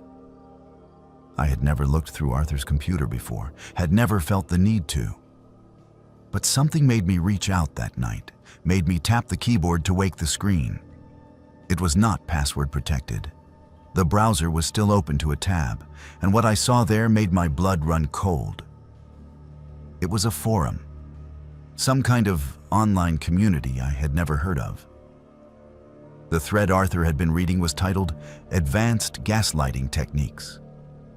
I scrolled through it, my hands shaking, reading post after post from people discussing how to psychologically manipulate their partners, how to make someone doubt their own reality, how to isolate them from friends and family. Arthur had been an active participant. He had dozens of posts asking for advice, sharing his own experiences, bragging about his successes. He described what he was doing to me in clinical detached language like I was some kind of experiment. He talked about installing spyware on my phone that let him send messages as me and delete incoming calls and texts. He talked about how he would sneak into my apartment before we were officially dating and move things around to make me think I was forgetful. He talked about writing in my journal while I slept, mimicking my handwriting after weeks of practice. I kept reading, kept clicking through his post history, discovering more and more evidence of a calculated, systematic campaign to destroy my sense of self. He had been planning this from the beginning, had targeted me specifically because I seemed trusting and compliant. He had researched psychological conditioning techniques, had studied how to break someone down and rebuild them as someone dependent and controllable. I felt like I was going to be sick. I felt rage and horror and a strange kind of relief all at once. I was not crazy. I had not been imagining things or forgetting things or losing my grip on reality. Everything that had happened was real, was intentional, was done to me deliberately by someone I loved and trusted. I took photos of everything with my phone, screenshots of the forum posts, pictures of the laptop screen. I worked quickly and quietly, terrified that Arthur would wake up and catch me. When I had documented everything I could find, I closed the laptop and went back to the bedroom. I climbed into bed next to him, my heart pounding so loud I was sure it would wake him. But he just slept on, peaceful and undisturbed. I did not sleep at all that night. I lay there in the dark, planning. I could not confront him. I could not let him know that I knew. Men like Arthur, men who were capable of this kind of calculated cruelty, were dangerous when cornered. I needed to be smart. I needed to get out safely. The next morning, I pretended everything was normal. I smiled and ate the breakfast Arthur made me and took the medication he handed me. I watched him get ready for work, kissed him goodbye at the door, and the moment he was gone, I started packing. I took only what I could carry, only what was essential.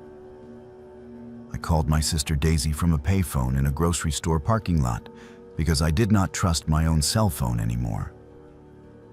I told her everything, sent her the screenshots, begged her to let me stay with her in Tacoma. She came to get me within 2 hours.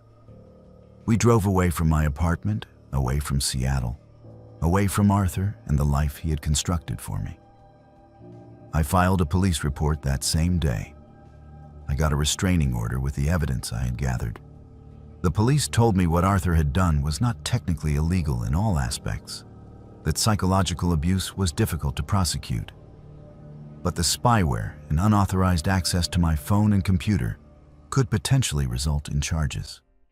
So this is part 2. Arthur violated the restraining order within a week. He showed up at Daisy's workplace, claiming he was worried about me, that I had stopped taking my medication and was having a mental health crisis. Daisy called the police and he was arrested. But he only received probation, a slap on the wrist for what he had done to me. That is when the real harassment started. He created fake social media profiles and sent messages to my friends and family claiming I was dangerous and unstable. He sent letters to my employer with detailed accounts of my supposed mental health issues, trying to get me fired. He filed false police reports claiming I was harassing him, violating the restraining order, stalking him. It was his final attempt to make me seem crazy, to destroy my credibility. My mental health, which had been improving since I left, started to deteriorate again. The constant harassment, the knowledge that he was still out there trying to destroy my life, was too much. I stopped eating, stopped sleeping, stopped being able to function. One night I took all the medication I had left, all the pills the therapist had prescribed when I thought I was losing my mind. I wanted it to stop. I wanted everything to stop. Daisy found me. She saved my life. I spent 2 weeks in a psychiatric facility, and then months in intensive therapy, learning to rebuild my sense of self, learning to trust my own perceptions again. It was the hardest thing I have ever done. 3 years later, I learned that Arthur had done this before. 2 other women came forward with similar stories after he was finally arrested for violating a different restraining order. They had experienced the same systematic gaslighting, the same isolation from friends and family, the same destruction of their mental health. I testified in court, helped put him away for 2 years on stalking and harassment charges. It was not enough, but it was something. I am doing better now. I have learned to trust myself again, learned to recognize the signs of manipulation and control. But I still check every corner of every room I enter, still verify everything twice, still keep detailed records of my daily activities, just in case I need to prove to myself that my memories are real. I will probably do that for the rest of my life. My best friend Millie and I were 21, and we had tickets to see a show at the Moore Theater downtown, something we had been looking forward to for months. My name is Daisy, and that night taught me that sometimes the most dangerous predators are not hiding in dark alleys or empty parking lots. Sometimes they walk right up to you in a crowd, wearing a costume that makes you trust them, makes you follow them willingly into danger. The Moore Theater is one of those beautiful old Seattle venues that makes you feel like you have stepped back in time. It opened in 1907, and everything about it feels historic and grand, from the ornate ceiling to the red velvet seats. Millie and I loved going to shows there because it felt special, felt like an event rather than just another concert. That night we were seeing an indie band we both loved, and we had been talking about it for weeks, planning our outfits, deciding where we would get dinner beforehand. The show was incredible. The band played for almost 2 hours, and the crowd was energetic and happy, everyone singing along and dancing. Millie and I were right in the middle of it all, losing ourselves in the music and the moment. It was one of those perfect nights where everything feels right, where you feel young and alive and exactly where you are supposed to be. When the show ended, we got swept up in the crowd, pushing toward the exits. The Moore holds about 1,500 people, and it seemed like all of them were trying to leave at the same time. Millie and I were holding hands, trying to stay together. But somewhere in the crush of bodies moving down the stairs and through the narrow doorways, we got separated. One moment she was right beside me, and the next moment there were 3 or 4 people between us. And then I could not see her at all. I tried to push against the flow of the crowd, tried to get back to where I had last seen her, but it was impossible. People were tired and ready to go home, and no one wanted to stop moving. I got carried along with them out onto 2nd Avenue, where the crowd dispersed into smaller groups heading toward bus stops and parking garages and late-night restaurants. I stood on the sidewalk looking around frantically, trying to spot Millie in the sea of faces. We had a rule for situations like this. If we got separated, we would both go to the main entrance of the venue and wait there. It was simple and effective, and we had used it before at other crowded events. So I started walking back toward the Moors' main entrance, scanning the crowd for Millie's bright blue jacket and dark curly hair. That is when the man approached me. He was wearing what looked like a security vest, one of those black vests with reflective stripes that event staff wear. He had a radio clipped to his belt and an official-looking name badge hanging from a lanyard around his neck. He looked legitimate, looked like someone who worked at the theater. He said, "Excuse me," and I turned to look at him. He asked if I was looking for someone, said he had seen a young woman who matched my friend's description heading toward the backstage alley looking sick. He said she had asked him for help, asked where the bathroom was, and he had pointed her toward the stage door entrance where there were staff restrooms. He said she had looked really unwell, like she might pass out. My first instinct was worry. Millie had been complaining earlier in the day about feeling a little queasy, and the crowd and the heat inside the venue could definitely have made her feel worse. It made sense that she would look for a bathroom, made sense that she would ask security for help. The man seemed genuinely concerned, seemed like he was just trying to help reunite us. He said he could take me to her, that the backstage area was restricted, but he could escort me through since it was a medical situation.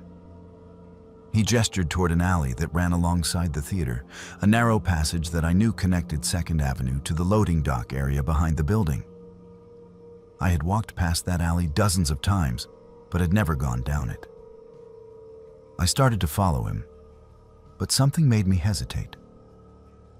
I cannot explain what it was exactly.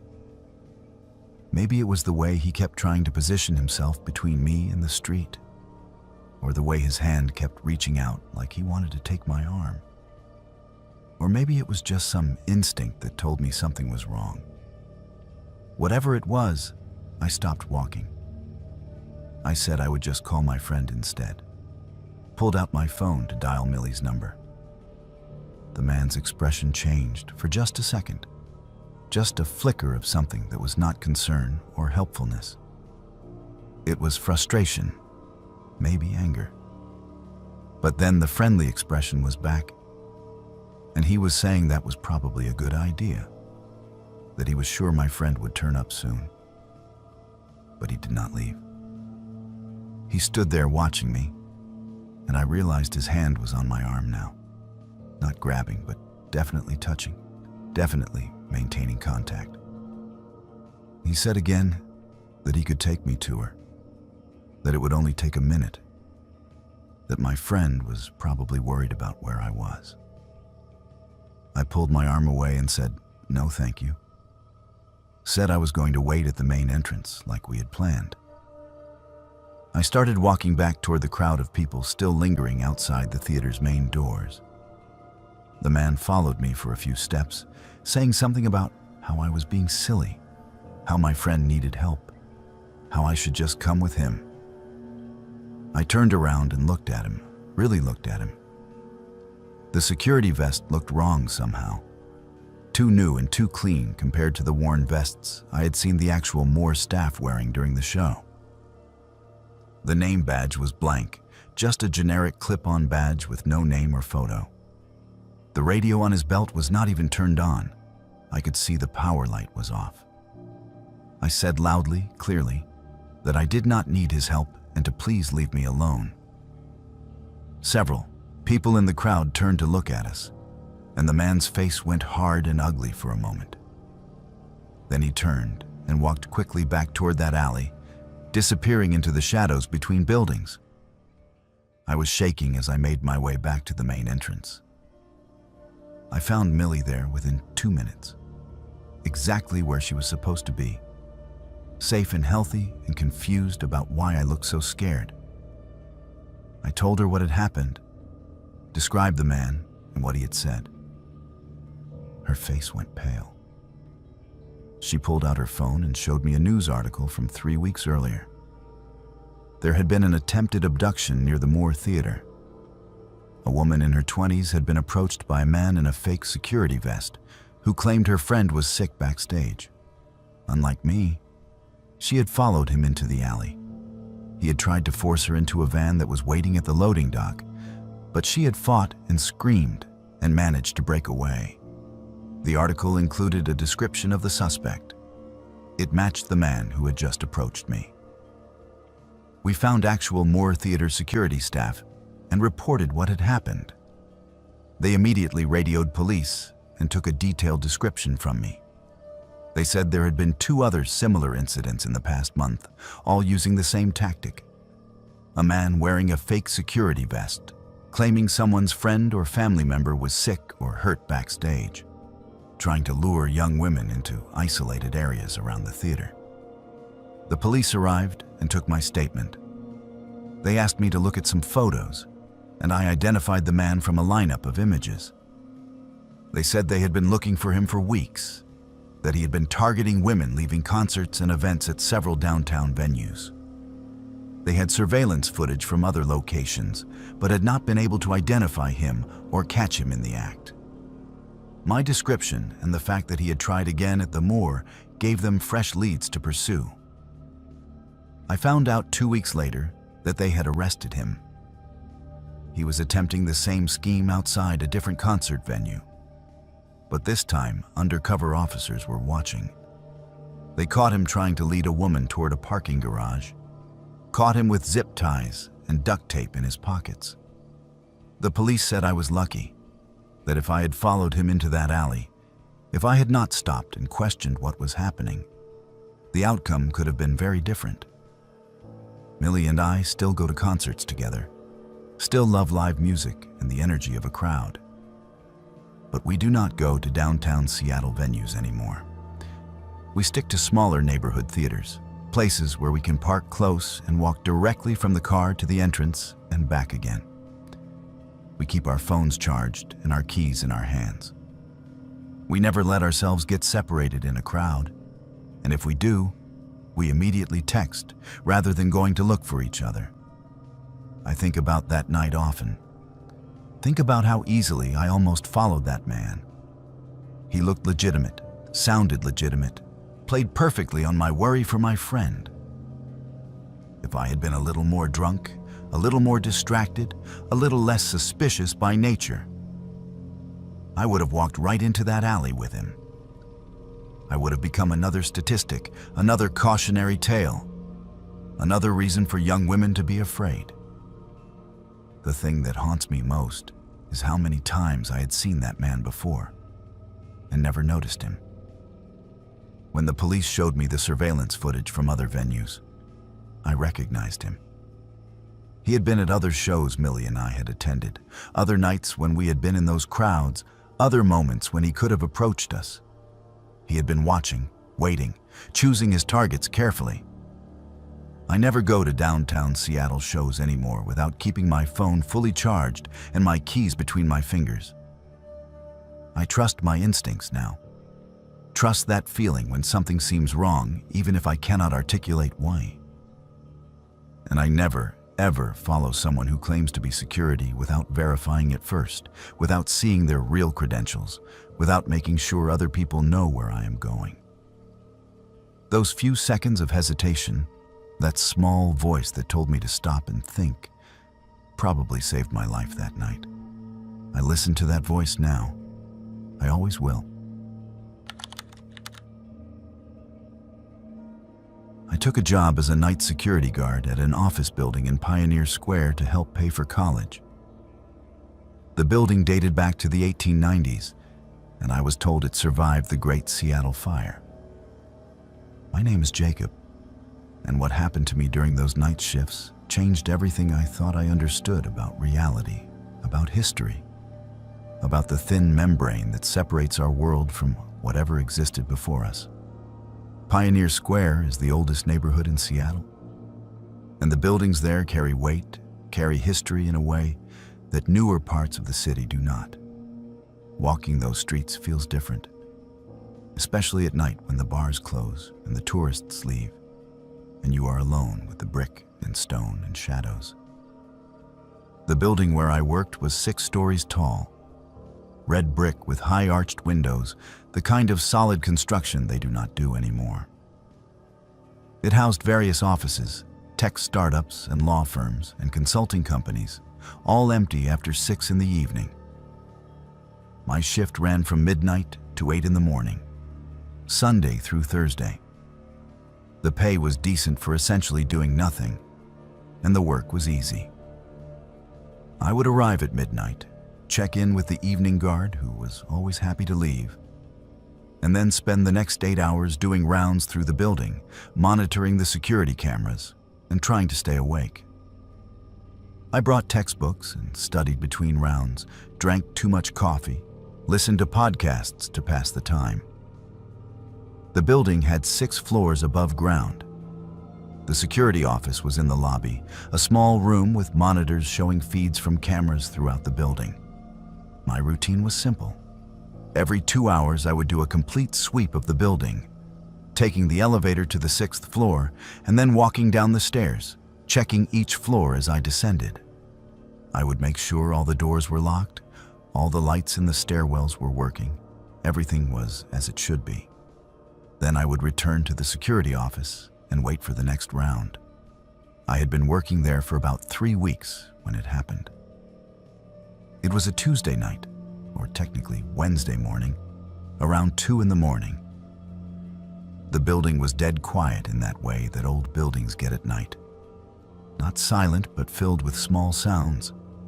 The settling of old wood, the hum of HVAC systems, the occasional creak that makes you look up from whatever you are doing. I finished my 2 o'clock round without incident and returned to the security office. I was tired, fighting to keep my eyes open despite the coffee. I decided to do another round at 3 instead of 4, hoping the movement would wake me up. So at 3 in the morning, I left the security office and walked to the elevator bay. There were 2 elevators in the building, old ones that had been modernized over the years, but still retained their original brass fixtures and wood paneling. I pressed the call button and waited. The elevator on the right arrived first. The doors sliding open with that characteristic ding. I stepped inside and pressed the button for the 6th floor. The elevator started to move, but instead of ascending, it descended. I watched the floor indicator above the doors, watched the number 1 light up, then a moment later, go dark. The elevator was going down. There was no basement level in this building, at least not one I had access to or knew about. The building plans I'd been shown during my training only showed 6 floors above ground and the lobby level. But the elevator kept descending for several seconds before it finally stopped with a gentle bump. The doors opened. I stood there staring at what I was seeing, my brain struggling to process it. This was not a basement I recognized. The walls were old brick, not the painted concrete you would expect in a modern basement. The lighting came from gas lamps mounted on the walls, actual gas lamps with flickering flames, casting orange light and deep shadows. The air that drifted into the elevator smelled of earth and stone and something organic, like old wood or coal smoke. I could see a hallway stretching ahead, the brick walls on either side, the gas lamps spaced every 10 feet or so, creating pools of light. The floor was packed dirt, not concrete or tile. This was not right. This was not possible. I had never heard of this level, had never seen it on any building diagram, had never been told about it during my training. Every instinct told me to press the button for the lobby, to close those doors, get back to familiar territory. But curiosity, that terrible human curiosity that overrides common sense, made me step forward. I stepped out of the elevator into that impossible hallway. The temperature was noticeably cooler than the building above, maybe 50 degrees. Cold enough that I could see my breath in small clouds. The gas lamps hissed softly, their flames dancing and creating moving shadows on the brick walls. I turned and looked back at the elevator. It looked wrong here. Too modern, too clean, like a piece of the 21st century that had been dropped into the 19th. I started walking down the hallway, my footsteps making soft sounds on the packed earth floor. The hallway curved slightly to the right, and I could see doorways along the left side, dark openings leading to rooms I could not quite see into. As I walked, I started to hear sounds. Voices. Multiple voices speaking in what sounded like English, but with an accent or cadence I did not recognize, formal and old-fashioned. The voices were coming from ahead of me, from around the curve of the hallway. They were not loud, more like the murmur of conversation, like people gathered together talking about ordinary things. I slowed my pace, suddenly aware that I was trespassing somewhere, that I was somewhere I should not be. I reached the curve in the hallway and peered around the corner. What I saw made my heart stop. There were people. Maybe a dozen of them, men and women, dressed in clothing from another era. The women wore long dresses with high collars and their hair pinned up. The men wore suits with vests and pocket watches, some with handlebar mustaches and bowler hats. They were standing in small groups, talking to each other, gesturing, some of them laughing. They looked solid, real, not transparent or ghostly like you see in movies. But more disturbing was what they were standing in. It was clearly a storefront, or what remained of one. I could see a wooden counter, shelves with goods arranged on them, a large window that showed not the darkness outside, but daylight. Bright afternoon sun illuminating a street scene that was definitely not modern Seattle. The buildings across the street were wooden, and I could see horses, actual horses pulling wagons. I must have made a sound, a gasp, or a sharp intake of breath, because several of the people turned to look in my direction. Not at me exactly, more like they heard something but could not quite locate the source. Their faces were normal, human, but there was something about their eyes that was wrong. They were too dark, too shadowed, like looking into empty sockets. One of them, a man in a brown suit, started walking toward where I stood.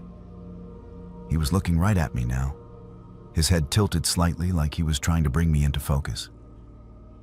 His mouth moved, and I heard him speak, though his voice sounded like it was coming from very far away or through water. He said, "Who are you? You should not be here." That broke the paralysis that had frozen me in place. I turned and ran. I ran back down that brick hallway, my footsteps echoing off the walls, the gas lamps flickering as I passed. Behind me, I could hear more voices, could hear footsteps, multiple people following me. I did not look back. I just ran for that elevator, praying it would still be there, praying the doors would not have closed. The elevator was there, doors still open, still lit with modern fluorescent light that looked impossibly bright compared to the gas lamps. I threw myself inside and frantically pressed the button for the lobby, pressed it over and over, while looking down that hallway at the shadows that were moving closer, at the figures that were coming around the curve. The elevator doors finally closed. The elevator began to ascend. I watched the floor indicator, watched it light up with L for lobby, and felt a relief so intense it made my legs weak. The doors opened onto the familiar lobby, the modern tile floors and recessed lighting, and the door to the security office. I stumbled out and went straight to the office. I sat down in the desk chair, my heart pounding, my hands shaking so badly I could barely hold my phone. I pulled up the security camera feeds, cycled through every camera in the building. Everything looked normal, every floor empty and quiet. No people in period clothing, no brick hallways with gas lamps. Just a normal office building in the middle of the night. I called my supervisor, told him I had a family emergency and had to leave immediately. He was annoyed but said he would send someone to cover the rest of my shift. I walked out of that building at 3:30 in the morning and never went back. I quit by email the next day, forfeited my last paycheck rather than return to collect it. But I could not stop thinking about what I had seen. I spent the next week researching, trying to find some explanation that would let me sleep at night. That is when I learned about the Seattle Underground. After the Great Seattle Fire of 1889, the city rebuilt one story higher than the original street level to solve flooding problems from the tidal flats. The old first floors of buildings became basements, and the old streets became underground passages. Eventually, most of these were sealed off and forgotten. But they are still there, buried beneath modern Seattle. An entire ghost city of old storefronts and sidewalks preserved in the dark. The building where I worked had been built in 1892, 3 years after the fire. It would have been built on top of the ruins of whatever was there before. The official building records show no basement level, no connection to the Seattle Underground. But what if there was a connection that was never documented, never sealed off properly? What if that elevator shaft extended down into those forgotten passages? That still does not explain the people I saw, the solid-looking figures in period clothing who turned to look at me, who spoke to me. That does not explain the gas lamps that were lit, the store that looked fully stocked and operational, the window that showed a street scene from more than a century ago. I have no explanation for that. I have no rational way to process what I experienced. I have no explanation for what I saw that night, and I do not want one. Some doors should stay closed. Some levels should stay buried. Whatever exists in that space between the modern city and the old one, whatever keeps those gas lamps burning and those storefronts operating decades after they should have been abandoned and forgotten, I hope I never encounter it again. And I hope that elevator never takes anyone else down to that impossible basement where the past refuses to stay dead. I am a 24-year-old woman, and I lived alone in a small apartment in the University District right near Greek Row. So I was used to noise and people around at all hours. My name is Millie, and what I am about to tell you sounds impossible. Sounds like something from a movie or a ghost story told around a campfire. But it happened. Every word of it is true. And the woman who saved my life has been dead for over 70 years. The apartment was on the second floor of a converted house, one of those old Seattle homes from the early 1900s that had been divided into separate units to maximize rental income. It was not fancy, just a bedroom, a tiny bathroom, a kitchen barely big enough to turn around in, and a living room with windows that looked out onto the street.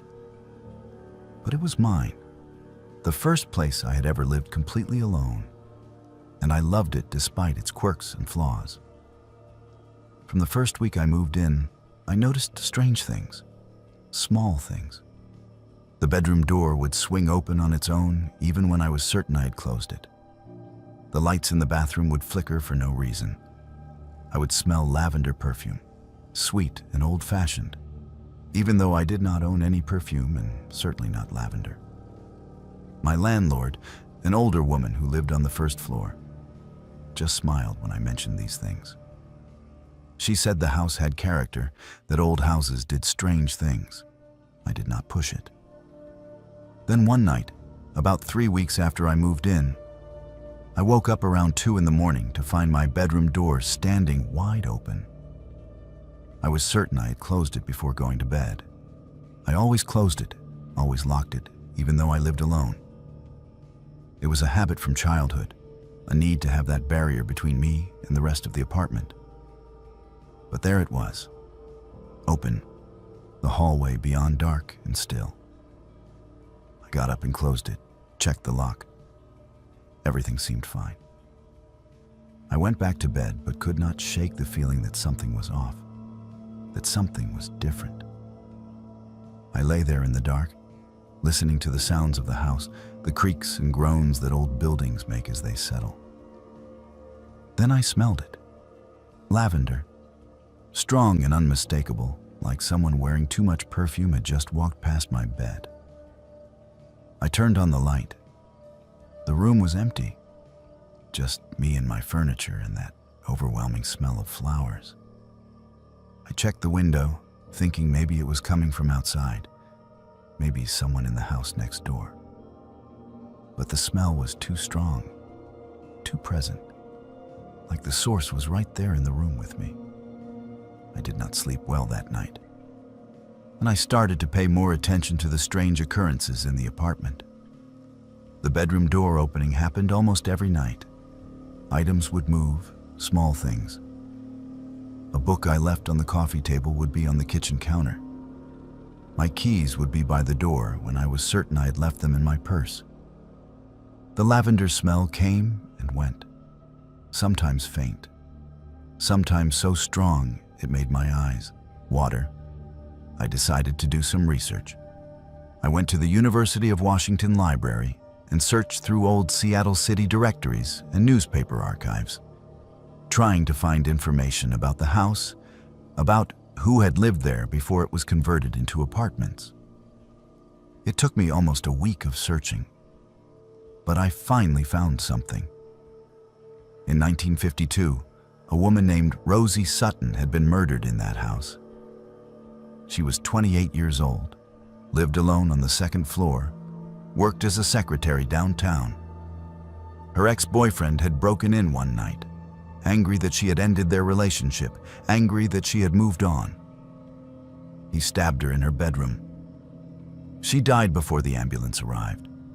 He was caught, tried, and sent to prison, where he died 15 years later.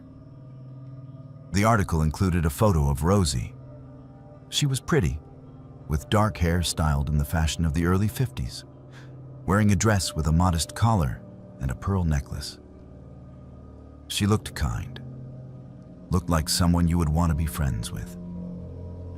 The article mentioned that neighbors remembered her love of gardening, particularly lavender, which she grew in pots on her windowsill. I sat in the library staring at that old newspaper photograph and felt a chill run down my spine. The lavender smell, the protective feeling I sometimes got in the apartment, like someone was watching over me. The door that opened on its own. It all made a horrible kind of sense. I should have been terrified. I should have moved out immediately, found a different apartment, gotten away from a place where a woman had been murdered in the same bedroom where I slept every night. But I did not feel afraid.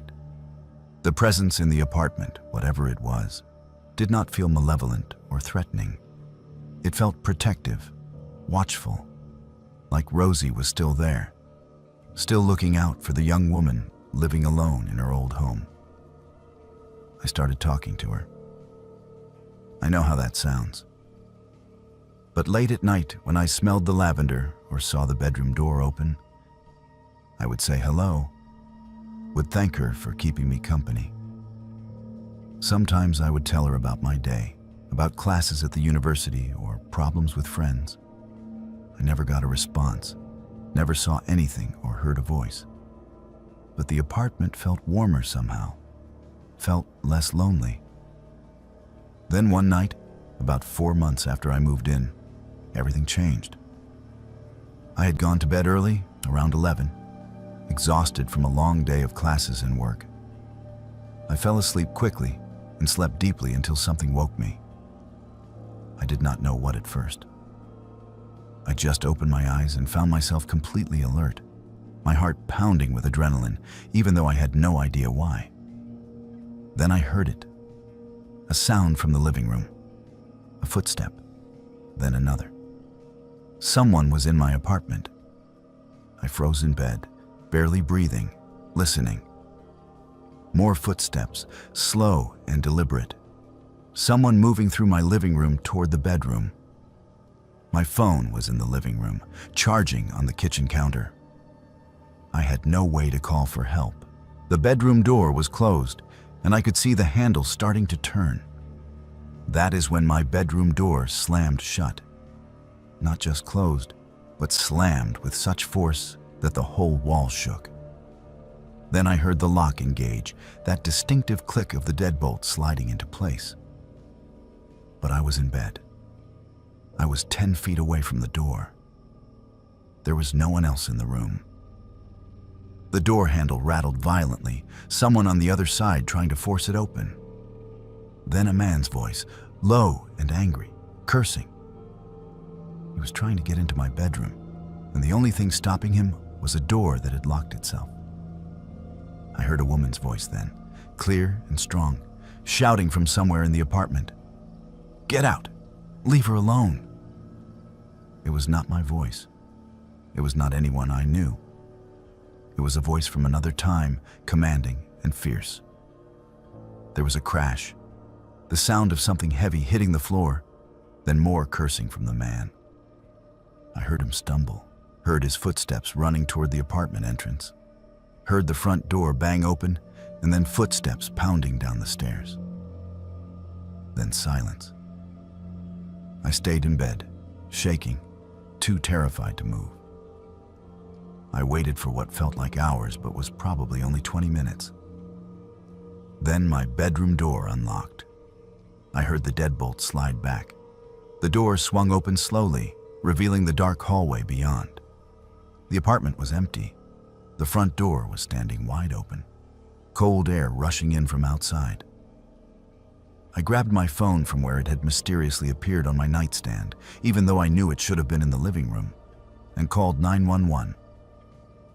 The police arrived within minutes. They searched the apartment and found evidence of forced entry at the front door, the lock broken, the wood around the frame splintered. They found a knife on the living room floor, a hunting knife with a 6-inch blade that did not belong to me. They asked if I had seen the intruder, if I could describe him. I told them the truth as far as I knew it. Someone had broken in, tried to get into my bedroom, then ran away. I did not mention the door slamming shut on its own, did not mention the woman's voice, did not mention Rosie. They would have thought I was crazy. What I did not tell the police was that my apartment had been trashed. The coffee table was overturned. A lamp was broken on the floor. Books had been knocked off shelves. It looked like someone had been thrown around the room, like there had been a violent struggle. But I had been locked in my bedroom the entire time. I had not heard a fight, had not heard anyone else. Just footsteps, cursing, and that woman's voice telling him to get out. The police caught him 3 days later. He had been following me for weeks, they said.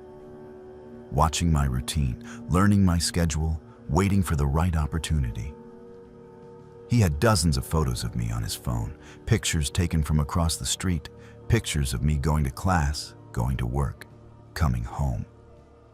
The police found evidence that he had been planning this for a long time, that he had chosen his moment carefully. When they arrested him, he kept talking about the woman. He said a woman in an old-fashioned dress, hair styled like it was the 1950s, had attacked him in my apartment. He said she threw a lamp at him, pushed him, screamed at him to leave. He said her eyes were wrong, too dark like empty holes. He said she was not real, could not be real, but She had touched him, had hurt him. The police thought he was on drugs or making up a story. But I knew better. I pulled up the old newspaper photo of Rosie Sutton and showed it to the police officer taking my statement. I asked if this looked like the woman the intruder described. The officer looked at the photo, then at me, clearly confused about why I was showing him a newspaper clipping from 1952. He confirmed it matched the description the intruder had given, then asked how I knew. I said she used to live in my apartment, that she died there protecting herself from a man who broke in. The officer did not know what to say to that. I still live in that apartment. I know that seems strange. Seems like I should have moved out after what happened. But I feel safer here than I would anywhere else. I know Rosie is still here, still watching over me, still protecting the young woman who lives in the home that should have been hers for so many more years. Every night before bed, I say thank you to Rosie. I thank her for saving my life, for being there when I needed her most, for not letting what happened to her happen to me. Sometimes the lavender smell gets stronger, and I know she hears me. Sometimes I wake up to find my bedroom door standing open, and I know she has been checking on me, making sure I am safe. The man who broke into my apartment is in prison now, will be for a long time. The police said I was lucky, said if I had not locked my bedroom door, he would have gotten to me, that things would have ended very differently. I did not tell them I did not lock that door. I did not tell them about the voice that shouted at him to leave, about the lamp that flew across the room, about the woman in the old-fashioned dress that only he could see. I know she is still watching over me. I know that as long as I live in this apartment, I am not alone. And I know that whatever exists beyond death, whatever keeps Rosie Sutton tethered to this place where she died protecting herself, she has chosen to extend that protection to me.